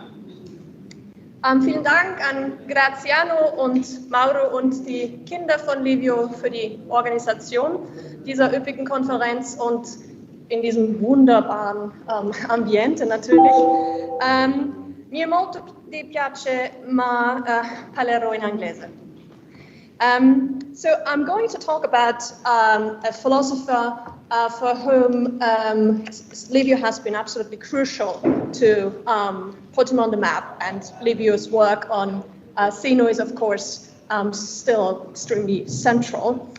What I want to do today is to show that Zeno's paradoxes of topos advanced thinking about space in important ways by establishing the question, what's the ontological status of space, and by putting into doubt whether all the functions that we associate with space really go that easily together. So it's kind of really giving a very important push through these paradoxes to advanced thinking about space. And I'll round off with a brief variation of one of the paradoxes in Gorgias. Can you hear me all right in the back? Okay, great. So you will have noticed I talk about paradoxes of topos in the plural, paradoxes. Normally people talk just about one paradox, namely A24. I talk about two because I think B4, which connects topos and motion, is also a paradox of topos, but whatever you want to call it, it's clear that topos plays an important role in that. So let's look at these two paradoxes. In the first one, A24, Zeno puts into doubt our account of entities being located somewhere, and in the second one, he problematizes the location of motion. Okay, so the first one, does topos exist? The earliest explicit formulation of Zeno's first topos paradox we find in Aristotle's Physics, which is Testimonium A24, and that's the first, it's T1 on your handout. Further, if topos is itself one of the existing things, it will be somewhere. For sinus, difficulty demands some explanation. For if everything that exists is in a topos, it's obvious that also topos will have a topos, and this will go on ad infinitum. This paradox claims that if everything that exists is in a place, and place itself exists, then place will be in a place ad infinitum. But there is a problem if we want to understand the paradox fully, as Simplicius already pointed out. For Aristotle suggests that Zeno's problem can be solved with the help of pointing out different senses of n, and realizing that n topo is just one of them. Now, this solution does not fit the Aristotelian formulation here that we have just read, that everything existent seems to be n topo, because pointing out that there are different senses of n and that n topo is just one of them does not help avoid a paradox claiming that everything is n topo. So we'll need to spend some time first in reconstructing the paradox before we can look at the philosophical meat. Simplicius suggests to solve the problem by having pu somewhere as the middle term in Zeno's paradox, that Aristotle could interpret as in a place first, but as in something later on. And this is also how Eudemus seems to have treated the paradox, and that's the second text on your handout. Eudemus reports Zeno's opinion as follows. Zeno's puzzle too seems to lead to the same result, for he takes it as a principle that everything that exists is somewhere, but if place is unexistent, where would it be? Presumably in another place, and that place in another place, and so on and so forth. Kai hutus aesto poso. Here Eudemus moves from being somewhere to being in a place, and also sadly follows this suggestion and reconstructs the paradox with pu as the middle term. I have given you sadly reconstruction on the second page of the handout, so you may want to turn to that now. Sadly constructed as follow. First, if there are many existent things, they will be somewhere. Second, for everything that exists is somewhere. If everything that exists is somewhere, it's in a place, and its place is in a place, and so on and so forth. But that's absurd. Therefore, if there are many things, they are both somewhere and nowhere. Thank you. And four is meant to be a contradictory result. I think there are at least three problems with reconstructing the paradox like this. First, we do not get the first premise in any of our sources. In the way the paradox is handed down to us, it's not tied to the multiplicity of things so that we could connect it with the plurality paradoxes in the way that sadly suggests. Secondly, Plato's variation of the paradox, to which we'll come to very soon, will show that being n topo can also be problematic for just one thing. And a third, we do not get such a contradiction as for the way that Sedley phrases for in any of the versions we saw of the argument, we will see of the argument, but rather either the suggestion of an infinite regress or so on and so forth in Eudemus. Accordingly, while Sedley gives us an interesting paradox, I do not think this is the paradox Zeno put forth, or at least not the one that Aristotle read in Zeno. In the passage pointing out the problem with reconstructing the paradox quoted above, Simplicius suggests employing pu in order to reconstruct the paradox in a way that would fit Aristotle's report as well as his proposed solution. Now, I think that's a perfectly viable way to go, but I also think there's an even more straightforward way of reconstructing the paradox where we don't need pu as a middle term in between. But rather we just take Zeno to have talked about being in something. And I think that is also supported by Aristotle's second formulation of the paradox, 3 Stephanus pages further on, where Aristotle writes, and that's T3 on your handout, thus it's obvious that it's impossible for anything to be in itself primarily. But Zeno's puzzle that if place is something, it will be in something is not hard to solve. So I take it that since it was clear from the paradox that Zeno used n eventually in a local sense, Aristotle in the first account of the paradox, so in your T1, can sketch it as claiming that everything that exists is in topos. This formulation allows him to bring out the main question that the paradox will raise, namely, does topos exist? And if so, what kind of existence does it have? In order to give the solution, however, Aristotle then seems to go back to the original idea of Zeno that everything that exists is in something. So I suggest we reconstruct the steps of the paradox as follows, and that's again on your page 2 of your handout. After Sedley's reconstruction, I give my own.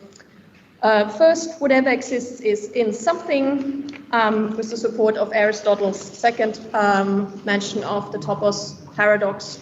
Whatever is in something is in a topos. Then if topos is something that exists, it has to be in something and thus in a topos. But topos would then be in a topos, which again would have been in a topos ad infinitum. And the implicit conclusion to be drawn from this is that topos does not exist, because if there were an infinite series, we would not be able to give a genuine answer to the question where something is. So we'll see that either the first premise, whatever exists is in something, or the second premise, whatever is in something is in a topos, will be questions by subsequent philosophers in order to resolve the paradox. We need, in fact, 2 more premises, as scholars have pointed out, in order to for the paradox to really work.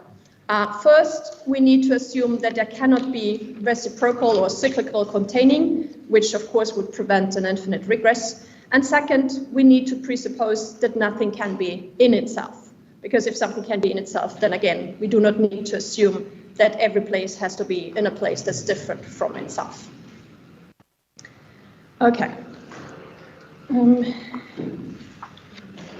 So what's about the philosophical problem that's actually raised here?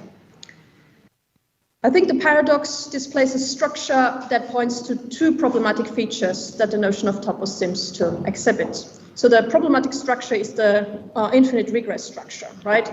The paradox seems to show that there's an infinite chain of places, so that we'll never get a real answer if we ask where something is. Because if I answer X is in A, then it will continue and A is in B and B is in C and ad infinitum. And even if you get rid of places, we may get caught in an infinite chain of things being in other things. So there may still be an infinite regress if we don't do it with topos, but just say X is in A and A is in B and so on. So being in also seems to be problematic. So it seems we have 2 main problems here, philosophically speaking. The very notion of topos is problematic because we can't ask a question that we can ask straightforward and in normal circumstances with everything else, namely, where is it? What's its place? And if we do this with topos, we get into an infinite regress, or with being in something. And the second problem that is raised here is what kind of existence does topos have? What's its ontological status?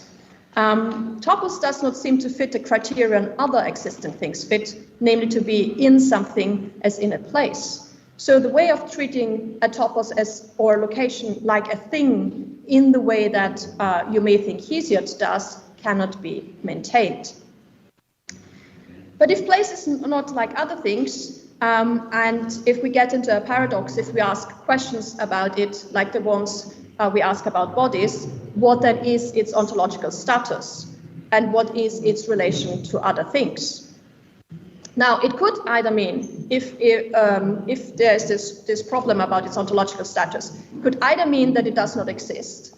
And I think that's what the paradox most straightforwardly suggests us to assume.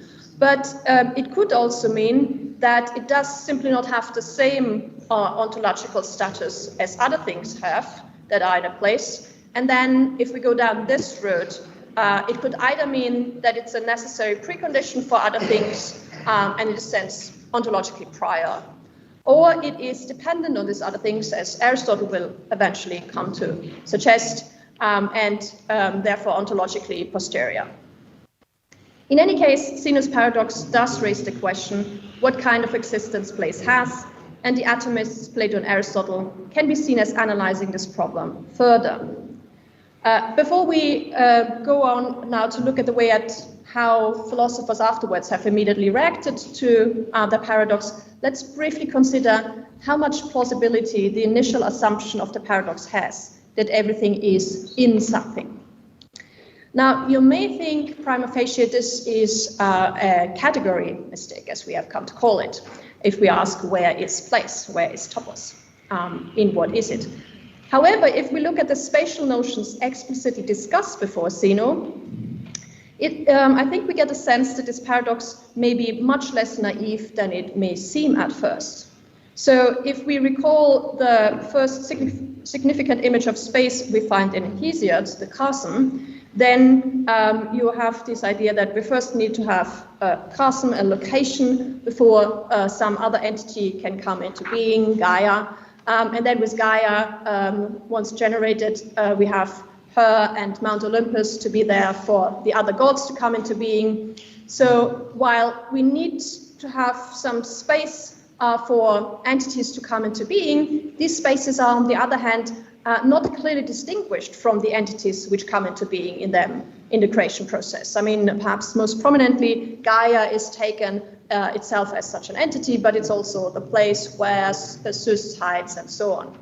And against such a background in which spaces are treated like entities, Zeno's paradox, which treats topos exactly as a thing on the same footing as the thing it is in, seems to raise an appropriate question. And I think the beginning of Aristotle's treatise on topos in book 4 also supports that. So Aristotle there claims, again, that's on your handout, for of what exists, everybody assumes that it is in somewhere. For what is not is nowhere. For where is a scapegoat or a sphinx? So in this passage, Aristotle seems to take it as a common sense assumption that everything that exists is somewhere. And similarly, in 208b-33, Aristotle claims that Hesiod, as well as the hoi polloi, assume that everything is somewhere and in a topos. So the background of Zeno's paradox, that what exists is in something, seems to rely on one of the great teachers of the Greek people, Hesiod, as well as on common sense, according to Aristotle. And I think actually to some extent it also represents our common intuition in assuming that everything is somewhere. So if you're claiming, Perugia is a wonderful town, but, it looks like a normal town, but if you look closer, there are ghosts in there. And then, one very normal way for me to react would be say, okay, there are ghosts, so where are they, right? And if you can't tell me where they are they in this palazzo or in this other palazzo or in the hotel, then it seems that settles the question. Okay, and I think that relies on a similar intuition than the one that we see in Zeno's paradoxes. Okay. What about subsequent philosophers and their solutions? Subsequent philosophers took the paradox serious, at least to the extent that they implicitly or explicitly reacted to it. Lycippus and Democritus' distinction between atoms and the void allows for blocking the infinite regress of this paradox by understanding void in such a way that it itself does not exist in the same sense in which bodily things exist that are in a place. And Plato provides us with a variation of this paradox in his Timaeus before he shows us how he blocks it. That's again on your handout, the quotation from Plato. I quote, "And we say that necessarily everything that exists is in a place and occupies some space, but what does not exist on earth or in heaven is nothing," unquote. The claim that everything that exists must be in a place and occupy some space, while what does not do so cannot exist, seems to allude to Zeno's paradox, presenting the first premise of the paradox without yet suggesting that here is already a paradox in place. In the Timaeus, we are told, however, that this is a claim in a dreamlike state. since what truly is, and for Plato this is the forms, is not in anything and cannot come to be in any other. This variation in the Timaeus thus attacks the truth of the first premise in the reconstruction given that everything there is has to be in something. And you may think that it is not yet solving the paradox, because for that Plato would have to show not only that the forms are not in something but also topos. But I think by showing us an exception, namely that not everything is in something else, not everything is in a topos, it kind of makes it clear that not everything in order to exist has to be in a topos, and therefore we are losing our motivation for the infinite regress to get going. Aristotle in his physics blocks the conclusion with two different solutions by demonstrating the second premise to be false. So Plato attacks the first, Aristotle the second. This first solution in Physics 4, chapter 3, Aristotle points out that things can be in something in 8 different ways. For example, a whole can consist in its part. While being in something in the sense of location is a prominent sense, it's by no means the only one. And topos can thus be in something in some other sense, namely, I quote, like health is in the hot as a state of it, or the hot is in the body as an affection. This move gets rid of an infinite regress, since it implies that we do not need a new item every time. The health of the body is in the hot, and the hot is in the body. Now, this relation is not strictly speaking reciprocal, but includes a bit more complicated version of reciprocity of being in, namely the x of the y is in the z and the z is in the y. Yeah, but you can see how it suggests the possibility of reciprocal relations. So I think we have two moves in the first solution. First, something that showing that n is not necessarily locative, and second, showing that we do not necessarily get into an infinite regress if everything is n something, locative or not, because n can display some form of reciprocality. Later on, Aristotle shows that the universe is not in something else in a locative sense, though we may think that it can be n something in the sense in which a whole is in its parts. So that's the first solution that Aristotle offers, and he also gives us a second solution by showing that place is in something in the way that a boundary is in that in which it bounds. This understanding of topos as a boundary of a thing implies that topos itself does not require another topos for its existence. All it can require is the thing which it is bounding. So both Plato and Aristotle think that Zeno's paradox can be blocked, but both seem to think that Zeno's paradox does raise a worry that is important enough to be directly addressed. And both have to deal with the question that Zeno's paradox raises, namely what kind of existence does place have? What is its ontological status? Can it be treated like a body or not? And that's, of course, questions concerning the ontological status that were prominently raised again some 2,000 years later in the exchange between Leibniz and Clarke. Okay, second paradox, which will be much shorter, where can something move? This B4 connects place and motion and raises the question how we can indicate where something is, if it's moving, and how this function relates to providing a location more generally. Space seems to allow us to locate something as well as being a necessary condition for motion to take place. But how do these two functions go together? The basic version of the paradox is as follows, and that's again on your handout on the second page.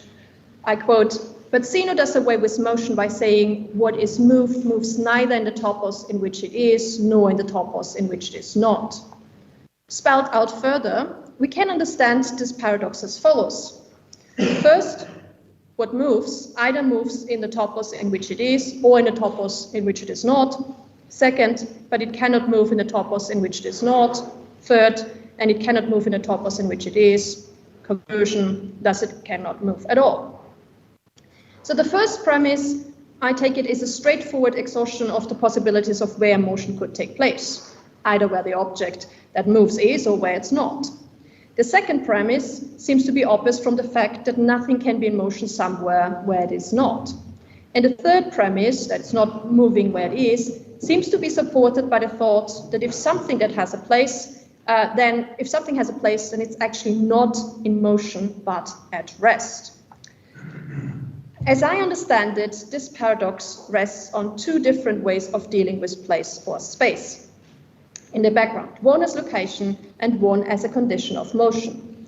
The third premise assumes that topos is something like a box that of the same size as the thing whose possible motion we are considering, since it is only in a place which is of the same size as the thing in it that this thing cannot move.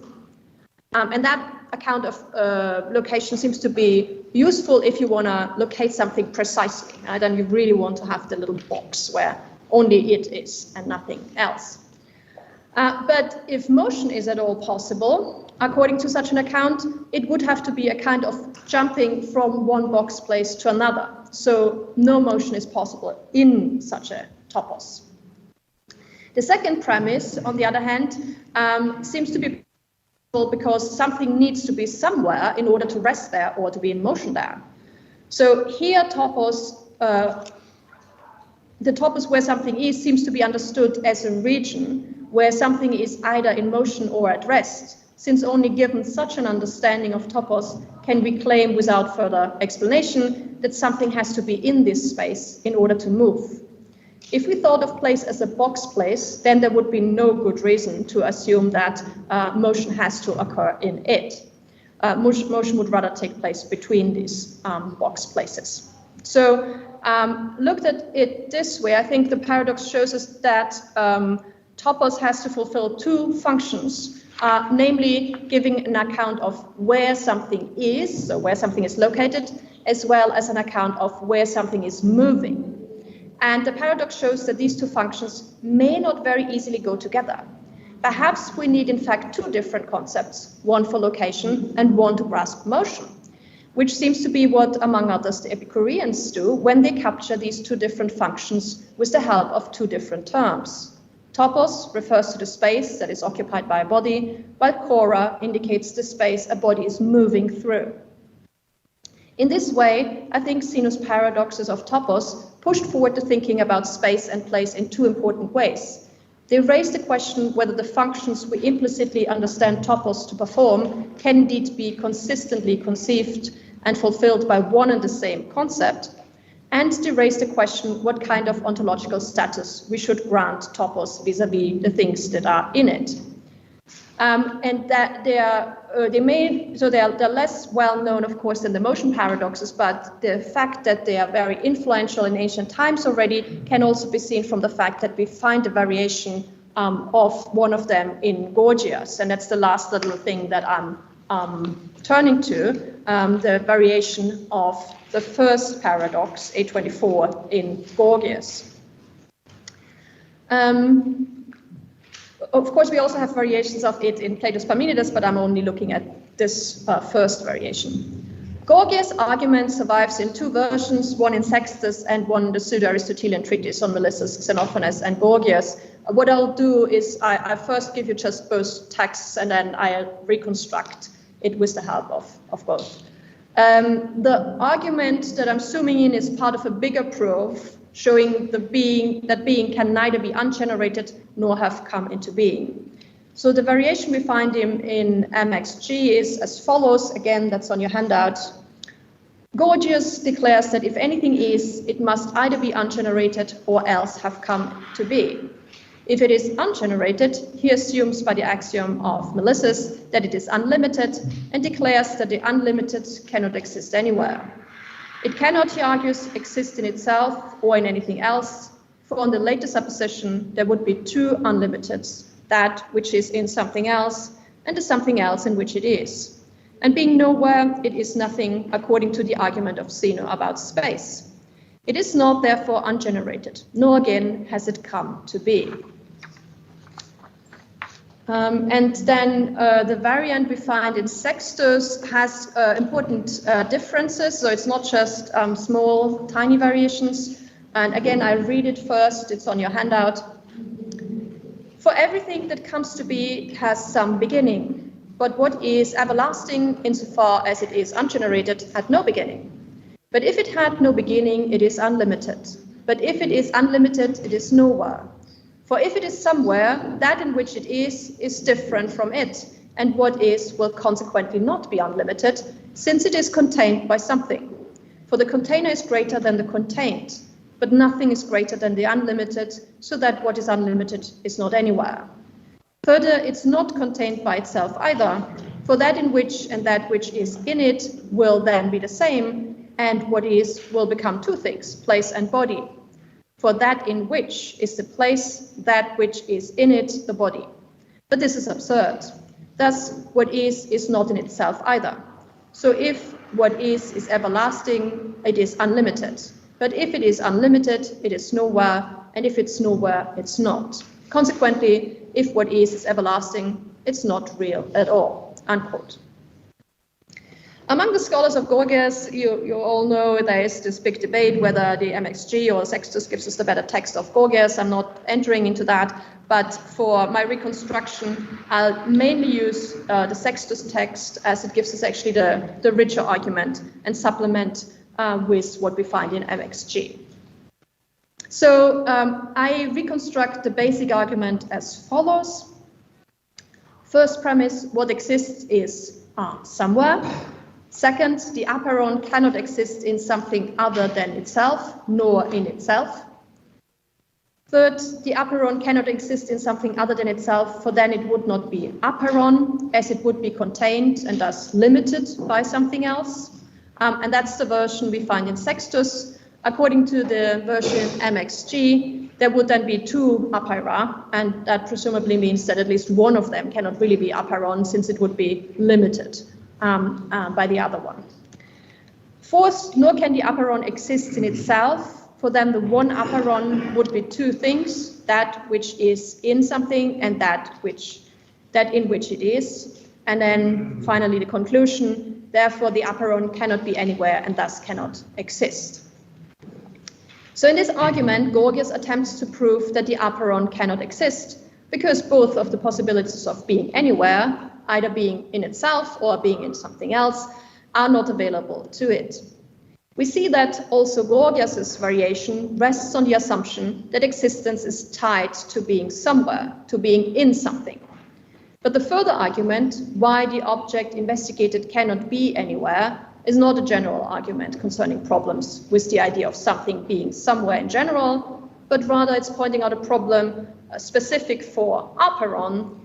It is what we understand by apeiron, that is extended without limits, that conflicts with the idea of being anywhere and thus means that it cannot exist. Now the overall argument, I think, in Sextus boils down to if what is everlasting, it is unlimited, but if it's unlimited, it's nowhere, and if it's nowhere, it's not. Consequently, if what is everlasting, it is not being at all. So that's the aim of the whole argument.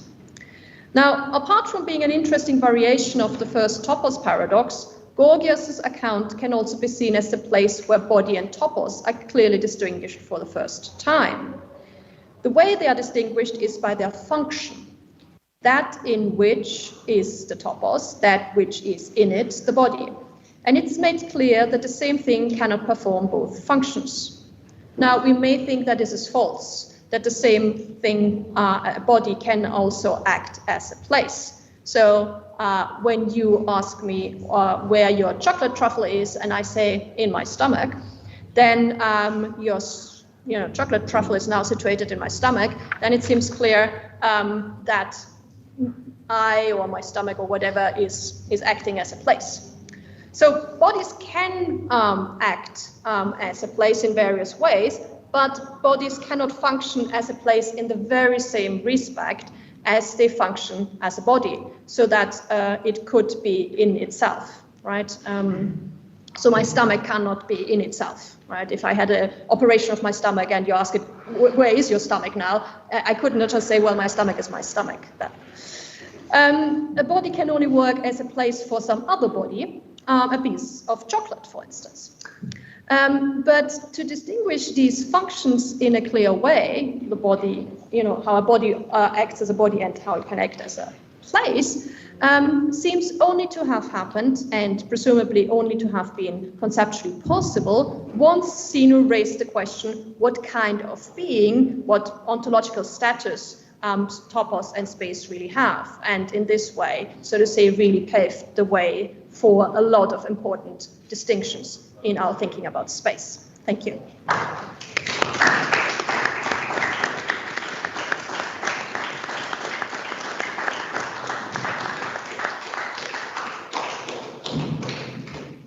Thank you very much, Barbara, for keeping so excellently to the time schedule.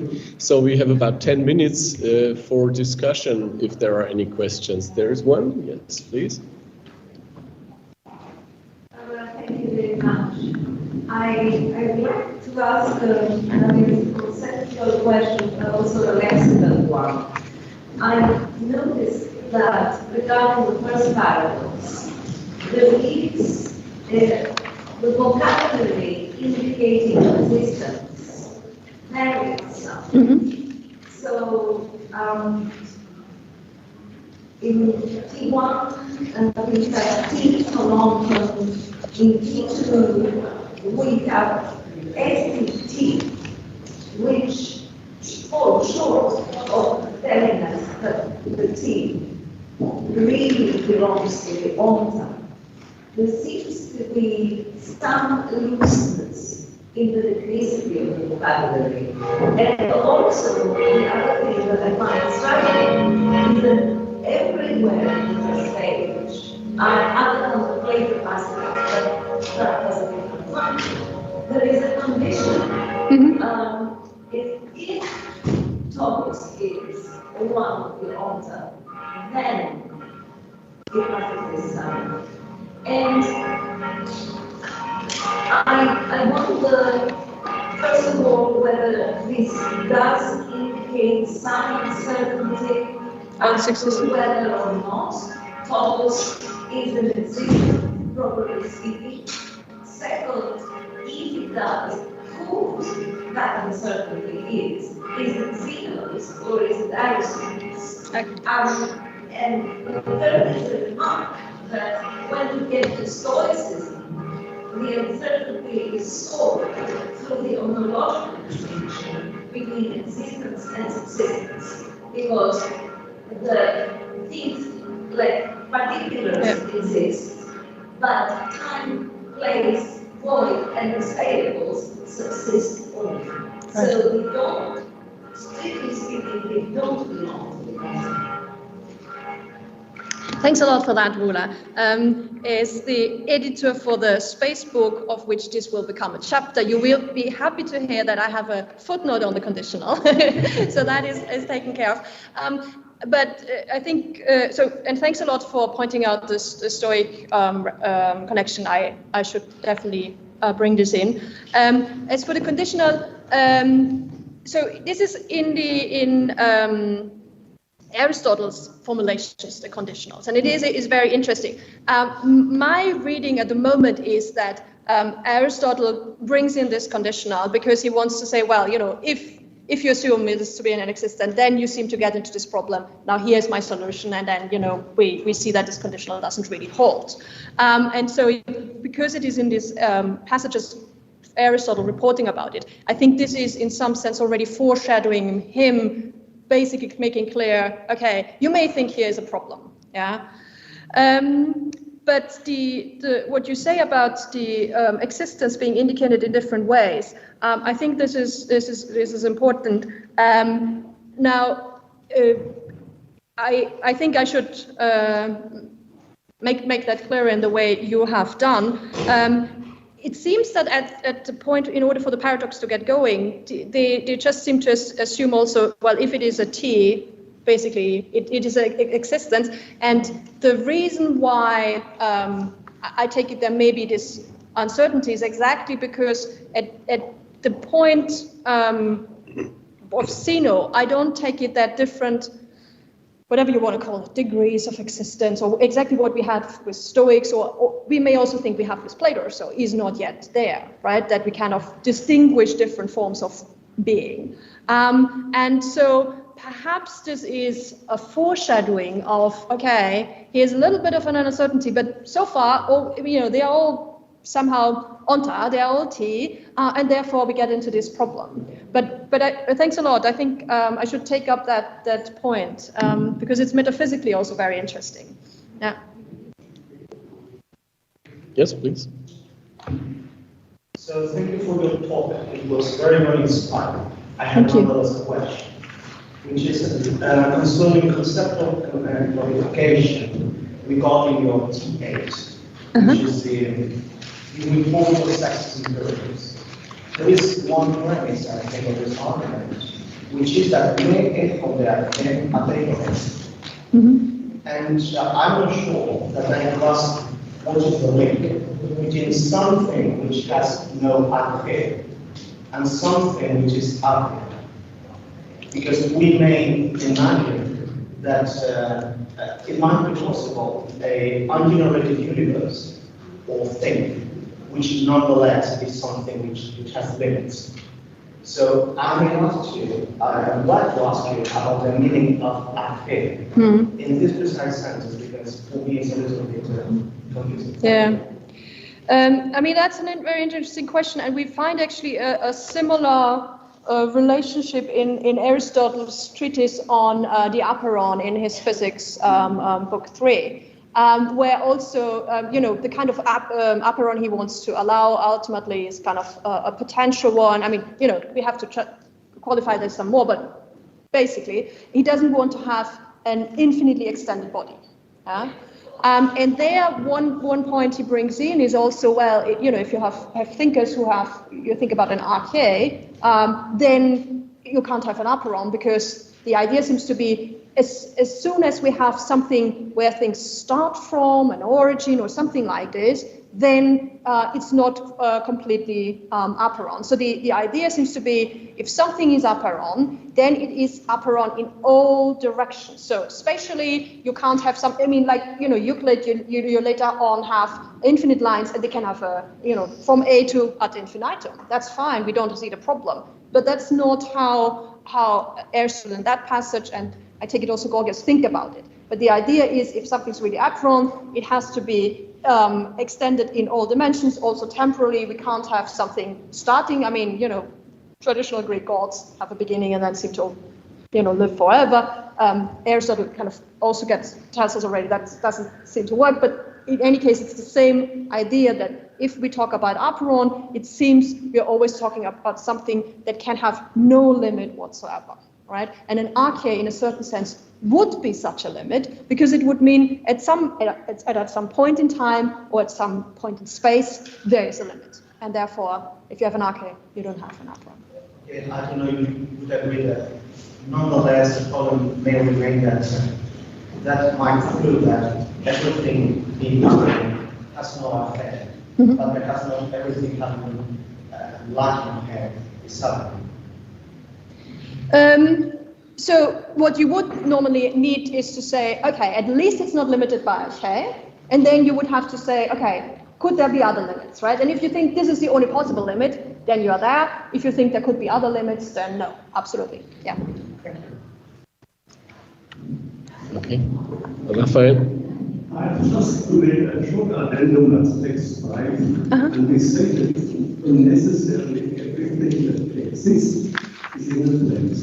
It seems to be interesting to know that Plato uses the term for to be in its ordinary sense, and also in its Parmenidean sense of ion, always being epineton and anoreton.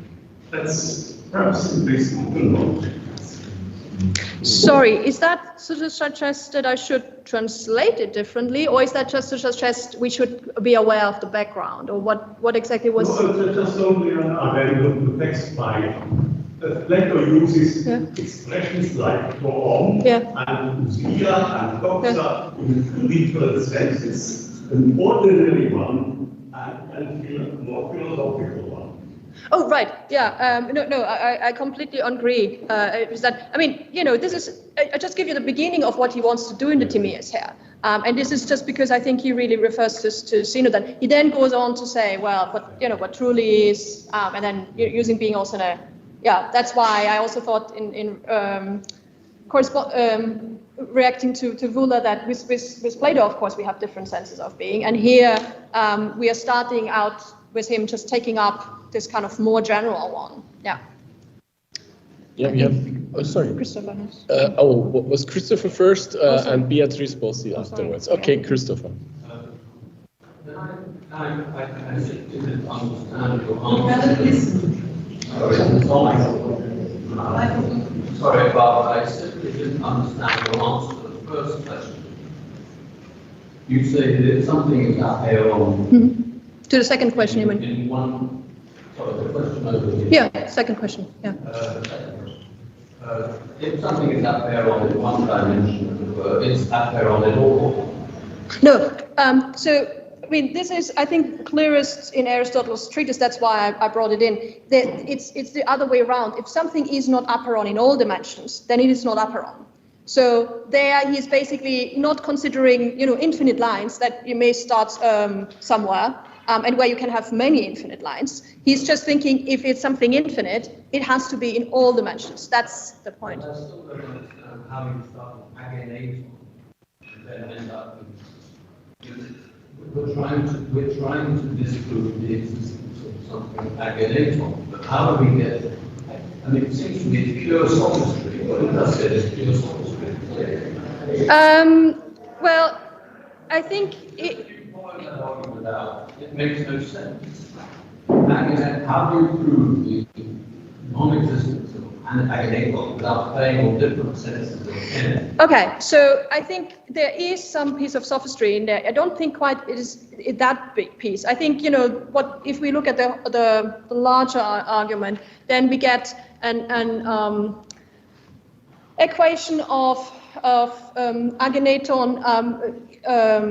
Well, we get the idea that we deal with something that's infinite spatially, and then we deal with it temporally, and this is just kind of translated from the one to the other. So I don't want to defend that this is a completely sound argument. That was not the idea. The idea was, just to show that what he does here for the apeiron, right?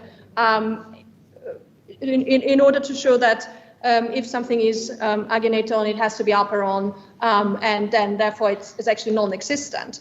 That for that he also relies on this Zeno point that Zeno made problematic and that he takes up, namely that it has to be in something. I think there are several equivocations in the whole argument if you look at it. There are several problems. All I wanted to bring out here, I'm not denying this, but all I wanted to bring out here is how Zeno is used again. My reconstruction was one attempt to make rough sense of the argument without kind of, I have another 2 pages where I go into the equivocation that we get in there. But this was, keeping it to time and. Yeah, I just wanted to be clear that you weren't defending the legitimacy of this argument. No, but I think. That's what you said to others. No, what I say to this person is there is other evidence where apeiron and arche are thought in a similar way, and I think in Aristotle's physics that one of the reasons maybe he's doing physics, therefore he's interested in especially bodies. He's not interested in lines. Yeah? So I think that's what the background of Aristotle is. It's not the background of Gorgias. I'm not trying to defend this as a sound argument. I'm trying to reconstruct it nevertheless, how it may be strongest read, even though I see the problem. Yeah.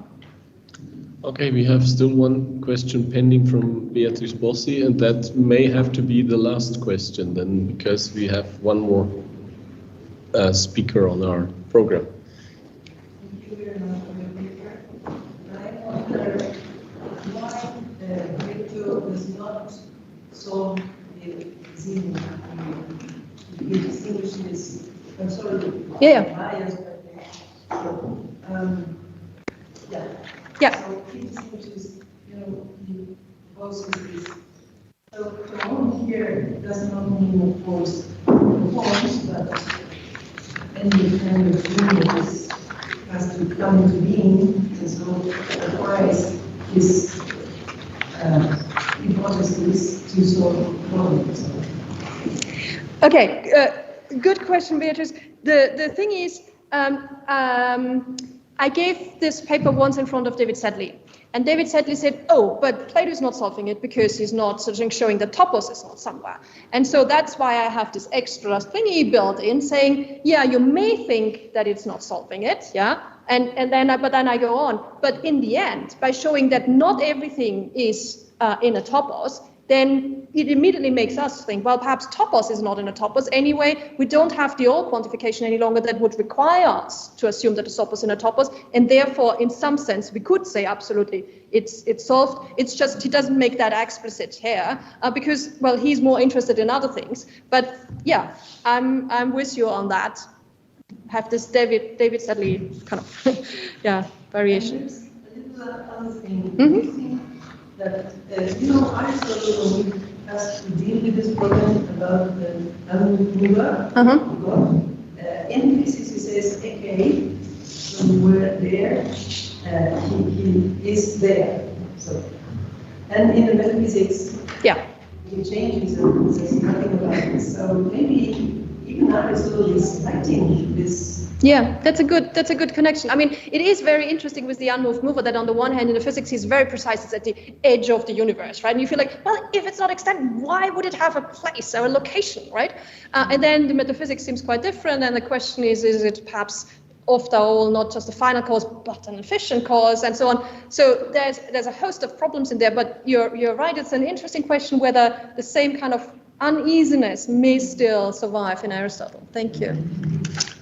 Okay, thank you very much. This has been a really lively discussion, which I hate to break off. But we have still Richard here waiting, and with Richard we are coming back to the festeggiato, to Livio, because Richard is going to present the volume più recente di Livio, Ripensare i presocratici. Allora.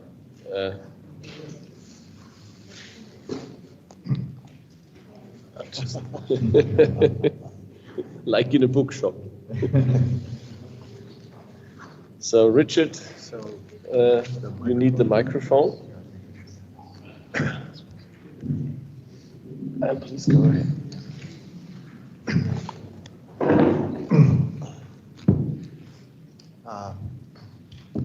Let me start out by saying, can you hear me? Is this okay? No? Closer. Yeah, closer. Is this audible now? Yes. No, is this audible now? Yeah. Yes? Can you hear him? Yeah. Can you hear me okay in the back? Yes? Okay. To present Professor Rossetti's most recent book, in this celebration of his many years and contributions to learning is an honor I scarcely deserve. I'm grateful to the organizers and especially to Dr. Graziano Ranocchio for their assistance and patience. And of course, I'm delighted to be here to join the celebration of his Cinquant anni di studi del suo pensiero greco. And I can also add that 50 years ago, I started teaching at Pomona College, so we have something in common. All right. Professor Rossetti has written quite a number of books, and I don't have all of them. I don't think my shelf would hold them all, but in any case, this is a theme that has occurred in other books of his that I happen to have, such as La Filosofia non nasce con talete and Thales the Measurer, which came out just last year. And I'll be quoting some of this book since it is directly related with some of the material in the latest book. His new book His new book, Ripensare I Prosocratici, is truly revolutionary in its approach, and I'm confident that it will be much discussed in the near future. I personally believe that it's a turning point in the study of early Greek thought. In the course of the book, Professor Rossetti presents new ways of understanding the figures usually known as the pre-Socratic philosophers, but not only them. After treating Homer, Hesiod, Aesop, and Solon as predecessors, itself a highly unusual beginning, he unearths such overlooked people as Alcmaeon and Democedes of Croton, Theagenes and perhaps Hippus of Reggio, Hecataeus of Miletus, Hippon of Croton, Menestor of Sybaris, Clydemos of Metapontum, and Euthymenes of Marseille. This book concludes with a novel interpretation of Zeno's paradoxes, followed by the 5th century sophists and their radical influence.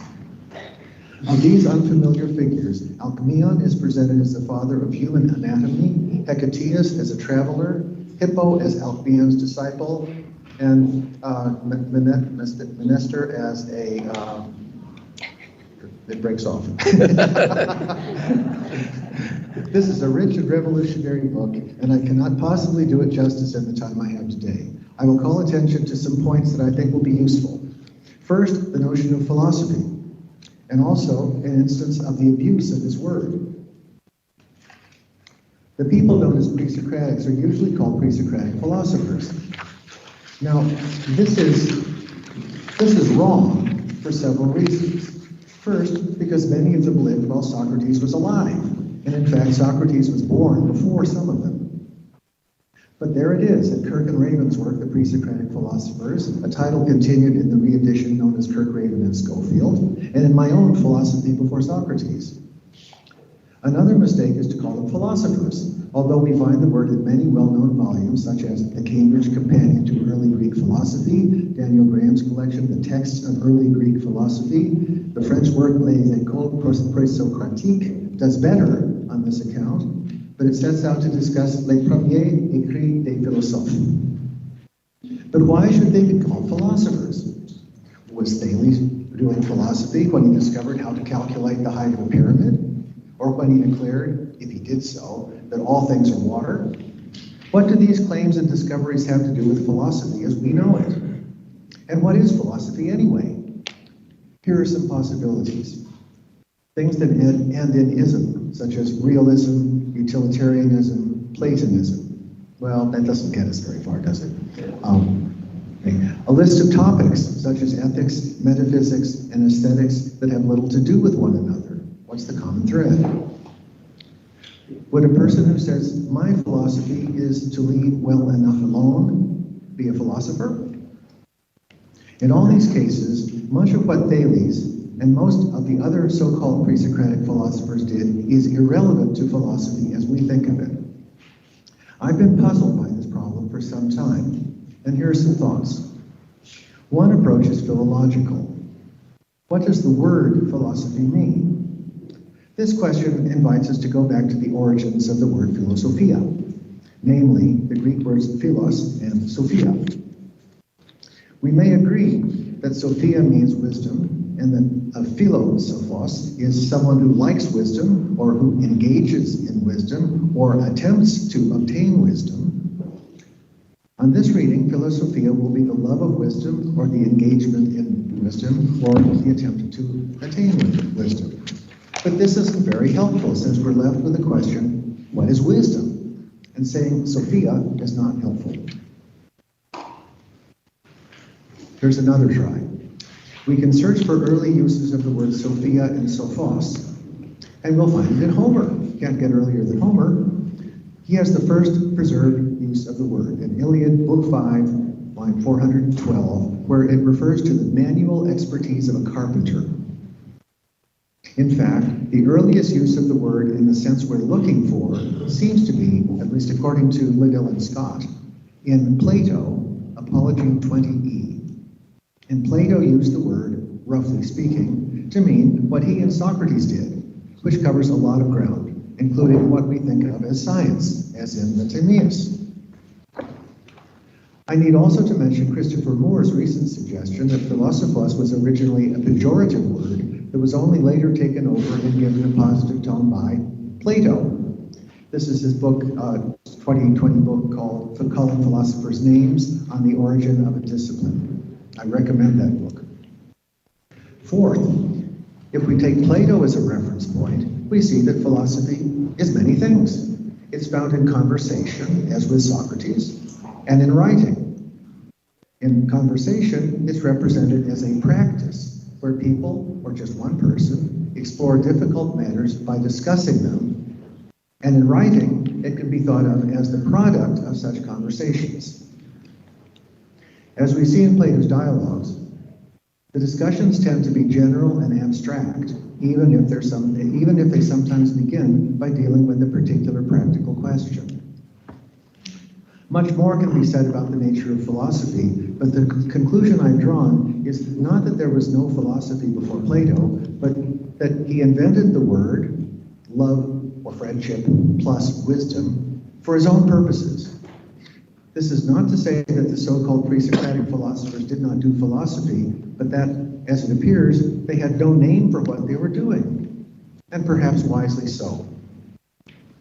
To turn now to Professor Rossetti's new book, Ripensare I Prosocratici, significantly subtitled Da telete ansi da Omero ad Zenone, a question that might occur to us is, why stop at Zeno? What happened to Melissus, Anaxagoras, Leucippus, Democritus, and Diogenes of Apollonia, who were usually considered pre-Socratics? I suppose that the defensible answer is that they were born after Socrates and so were not pre-Socratics. If this was Professor Rossetti's intent, it is certainly defensible. And as a first indication on the cover of his book, that this will be a different kind of book on early Greek philosophy, and the Ripensare is a key to the revolutionary nature of this fascinating book. In my philosophy before Socrates, I followed the lead of many distinguished scholars, including Diels and Krantz, Kirkgraven and Schofield, and using the word philosophy, even though a few authors more correctly had titles referring to early Greek philosophy rather than pre-Socratic philosophers. Professor Rossetti begins with pre-Socratics, Homer, the pre-Socratics, Homer, Hesiod, Aesop, and Solon. He then, more than a quarter way through the book, deals with the first traditional pre-Socratics, Thales in 20 pages, Anaximander, 14, Anaximenes, 8 pages, Pythagoras, 8, Xenophanes, 14, and also gives Pherecydes of Cyrus a brief appearance. Heraclitus comes next in most other books on early Greek philosophy, but Professor Rossetti inserts 5 lesser-known characters before getting to him. Alcmaeon of Croton, 10 pages, Democritus of Croton, 2, Diogenes of Rhegion, I don't know how many, Hippias of Rhegion, 1, and Hecataeus of Miletus, 14. Next come the usual suspects, Heraclitus, 12, Parmenides, 24, and Empedocles of Acragas, 10, Zeno, 22 pages. Receives separate treatment later, and Melissus is mentioned only a few times, always in passing. Brief chapters are also devoted to other minor figures. Hippon, a successor of Alcman, 6 pages. Devotinus Menestres of Sybaris, the physiologist Clydemus of unknown origin, and Euthymenes of Massilia, 6 pages. Many of these people are well known, but fully none of them are included in others, and fully many of them are not included in, 9 of them are not included in other standard works on early Greek philosophy. Alcmaeon, Democritus, Diogenes, Hippias, Hecataeus, Hippon, Menestor, Clydemus, and Euthydemus. And of these, only Hecataeus is well known, but as an historian, not a philosopher. This may well seem to be an odd cast of characters, but once we abandon the straitjacket of the traditional catalog of pre-Socratics and look at these same people from a different perspective, they take on a different appearance. And as Professor Rossetti demonstrates, they are only part of a broader picture of intellectual and physical exploration that was fed by intelligence and curiosity about the as yet unknown. Here I'm thinking of the pioneers Euthydemus the navigator, Menestries the botanist, and Clydemus the physiologist, and especially Alcmaeon of Croton. Professor Rossetti calls Alcmaeon the father of anatomy, and I cannot do better than to read out some of his discussion to give an idea of his thoughtful and questioning approach and his lively style. So this is a quotation. Several sources concur in letting us know, one, that Alcmaeon was able to practice dissection and thus trace, among other things, the connections that lead from the brain towards the eyes and then spread out. Two, that he spoke of the multiple transparent films that envelop the eye. Three, who even went so far as to speak of the middle ear, specifying that that cavity echoes the sounds transmitted by the air. Four, who was able to say something about the nose and tongue, adding five, that the four senses are connected to the brain and depend on it. These observations about the sense organs and brain must obviously have required, he says, the acquisition of very special skills. And I want to call attention to this. He doesn't just give the results that they had, but he talks about what it would have taken for them to find these results, to achieve these results. This is unusual, I would say. Just think of the design, creation, and refinement of tools for dissecting very small parts of the human body, as well as the refinement of techniques to identify, for example, the four transparent films that we read envelop the eyeball, as well as a set of criteria to guide research and a great desire to be able to see and understand things commonly considered inaccessible to humans. But they tell us of an enviable competence as well as investigations undertaken to know and understand and not to cure. In order to carry out such investigations, Alcmaeon would have needed, among other things, to set up a not too dysfunctional environment in which to carry out dissections, and to set up, I like this, a continuous search for new cadavers to dissect. But he would no less needed to devise explanations capable of overcoming the more than predictable reluctance of people to practice dissection, and thus reassure those who would have to deliver corpses to him.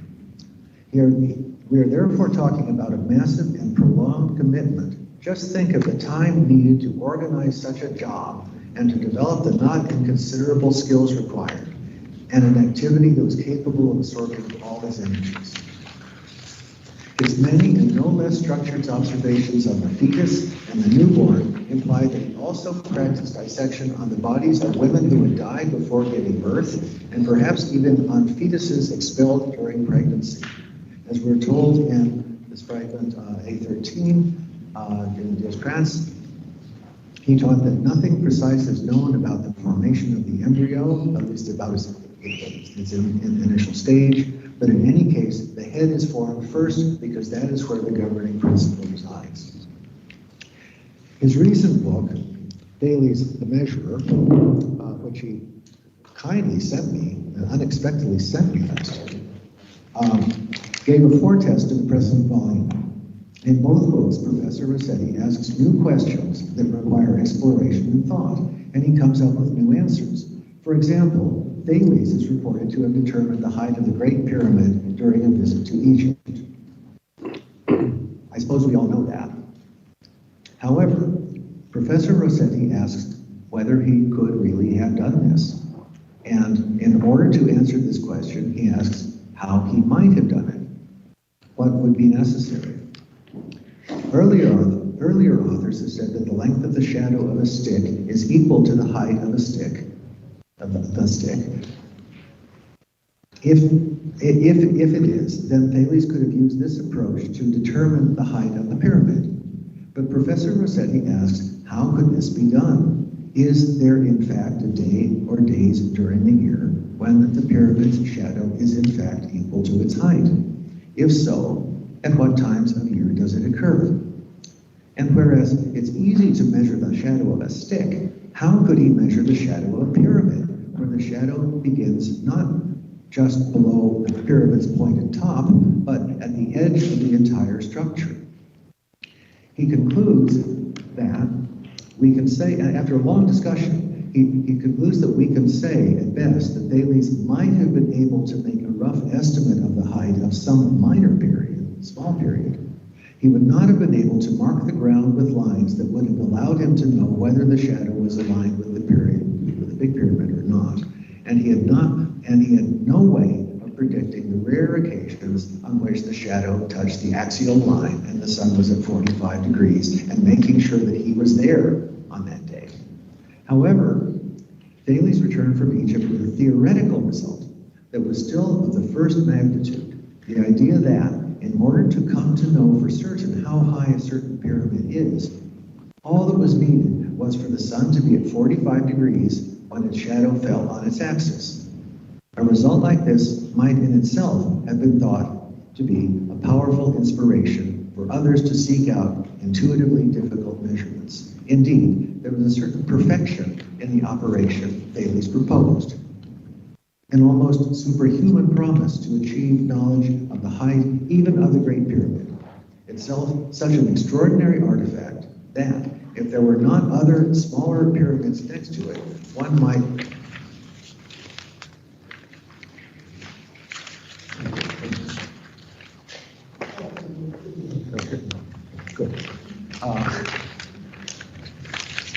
one might have thought it a superhuman work. Certainly, about something like this, one must have been excited and ignited the imagination of the still young Thales. In his new book, Professor Rossetti emphasizes the idea of primary ideas. He says that anyone might wonder how tall the Great Pyramid is. But Thales discovered a way to get the answer to the question, whether or not he actually did get the answer. He goes on to imagine that, back home in Miletus, Thales might have constructed a miniature pyramid in front of his house and used it as a model to explain what he had figured out. This would have been something entirely new and hugely fertile. In addition, he discovered other primary ideas, predicting eclipses, explaining earthquakes, and so on. Anaximander, another Milesian, whose life largely overlapped with Thales, proposed, perhaps not coincidentally, some primary ideas of his own, as afterwards did Anaximenes, another Milesian. And Professor Rossetti reasonably supposes that once the idea of primary ideas had been discovered or invented, primary ideas that lead to questions, is this idea true? How can it be shown to be true or false? Others can and did apply the same method to identify and solve other puzzles. So Professor Rossetti sees Thales, Anaximander, and Anaximene not as three individuals acting each on his own, but as interacting with one another and learning from one another and utilizing for their own projects the techniques and approaches discovered and put to use by others. I find this an attractive way of viewing the three Milesians, and I hadn't thought of it before.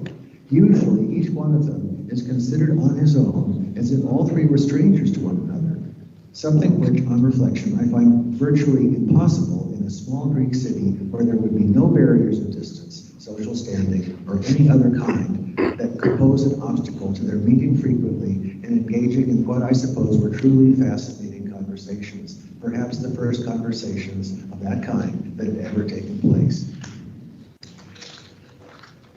A great merit of this book is the way Professor Rossetti looks beyond the meager testimony we possess on these thinkers. For example, his chapter, Writing in the Time of Thales and Anaximander, asks the obvious questions, although, again, I haven't thought of them. How did the ideas and discoveries of these two pre-Socratics become known? What was the state of writing in their time? Could Thales and Anaximander even write? If they dictated their ideas to the scribe, which is likely, how accurately did the scribe write the words as they were dictated? Another example, Some testimonies state that Thales determined the height of a pyramid, presumably the Great Pyramid of Giza, but they don't say how. And Professor, as I said, Wright reasonably asks whether in fact he did, and he opens up the questions whether he did visit Egypt, whether he saw the pyramids and reported them to the latest, with the result that later on, when he became famous, the story that he measured the height of the pyramid was invented to increase his fame. Not only did he see it, but he did it. Professor Rossetti proceeds to ask whether he could have made the measurement, and if so, how? Among other things, he would have needed to see that there was a relation between the height of the pyramid and the length of the shadow. Then, to verify that the shadow cast by the sun was sometimes long enough to reach beyond the pyramid's base. He would need to have understood that at some times of some days, the length of his own shadow is equal to his height, and to have generalized this to apply to all physical objects. He would have had to ascertain on what day or days this happened, and to do this, he would have had to visit the pyramids regularly or send others to do it, but who knows how accurate or responsible they would be without his supervision. Since it happens only twice per year that the shadow would have that property, he might have had to wait a long time for the event to occur. In addition, since the pyramids were royal tombs, they may have had guards who might have caused difficulties or made it impossible to do these measurements, and so on. These questions, evidently, as far as I know, had not been asked or pursued before Professor Rossetti's 2022 book, but they're certainly permanent if we hope to find out the truth rather than simply repeat the legend. Another merit of the new book is the attention Professor Rossetti pays to figures not included in the standard treatments of the pre-Socratics. Alcmaeon, the father of human anatomy, as I said, Hippon, the disciple and follower of Alcmaeon, Menester, the botanist, Clydemus, the physiologist, Euthymides, the navigator. These people are largely unknown, both in recent writings and in the little mention they receive in ancient sources. True, as far as we know, they did not engage in making claims about the basic forms of matter and the other topics typical of well-known pre-Socratics. But they pursued knowledge, and some of them engaged in investigations in embryology, for example, that display the kind of curiosity we associate with pre-Socratic thought. I believe in cooperation and collaboration, and it pleases me to think, for the first time, that many of these foundational figures were not lone rangers, but, even if they did not form research groups, associated with one another. And we all know about the ideas we can pick up from others, even in casual conversations, and how that kind of experience can lead to new ideas of our own. I could go on and on, but I hope I've made it clear that this is a revolutionary book. It's led me to rethink my understanding of the pre-Socratics and also the sophists who are discussed towards the end of the book in a chapter of their own. I believe it will be a landmark in the study of the history of philosophy and more broadly of ancient Greek culture.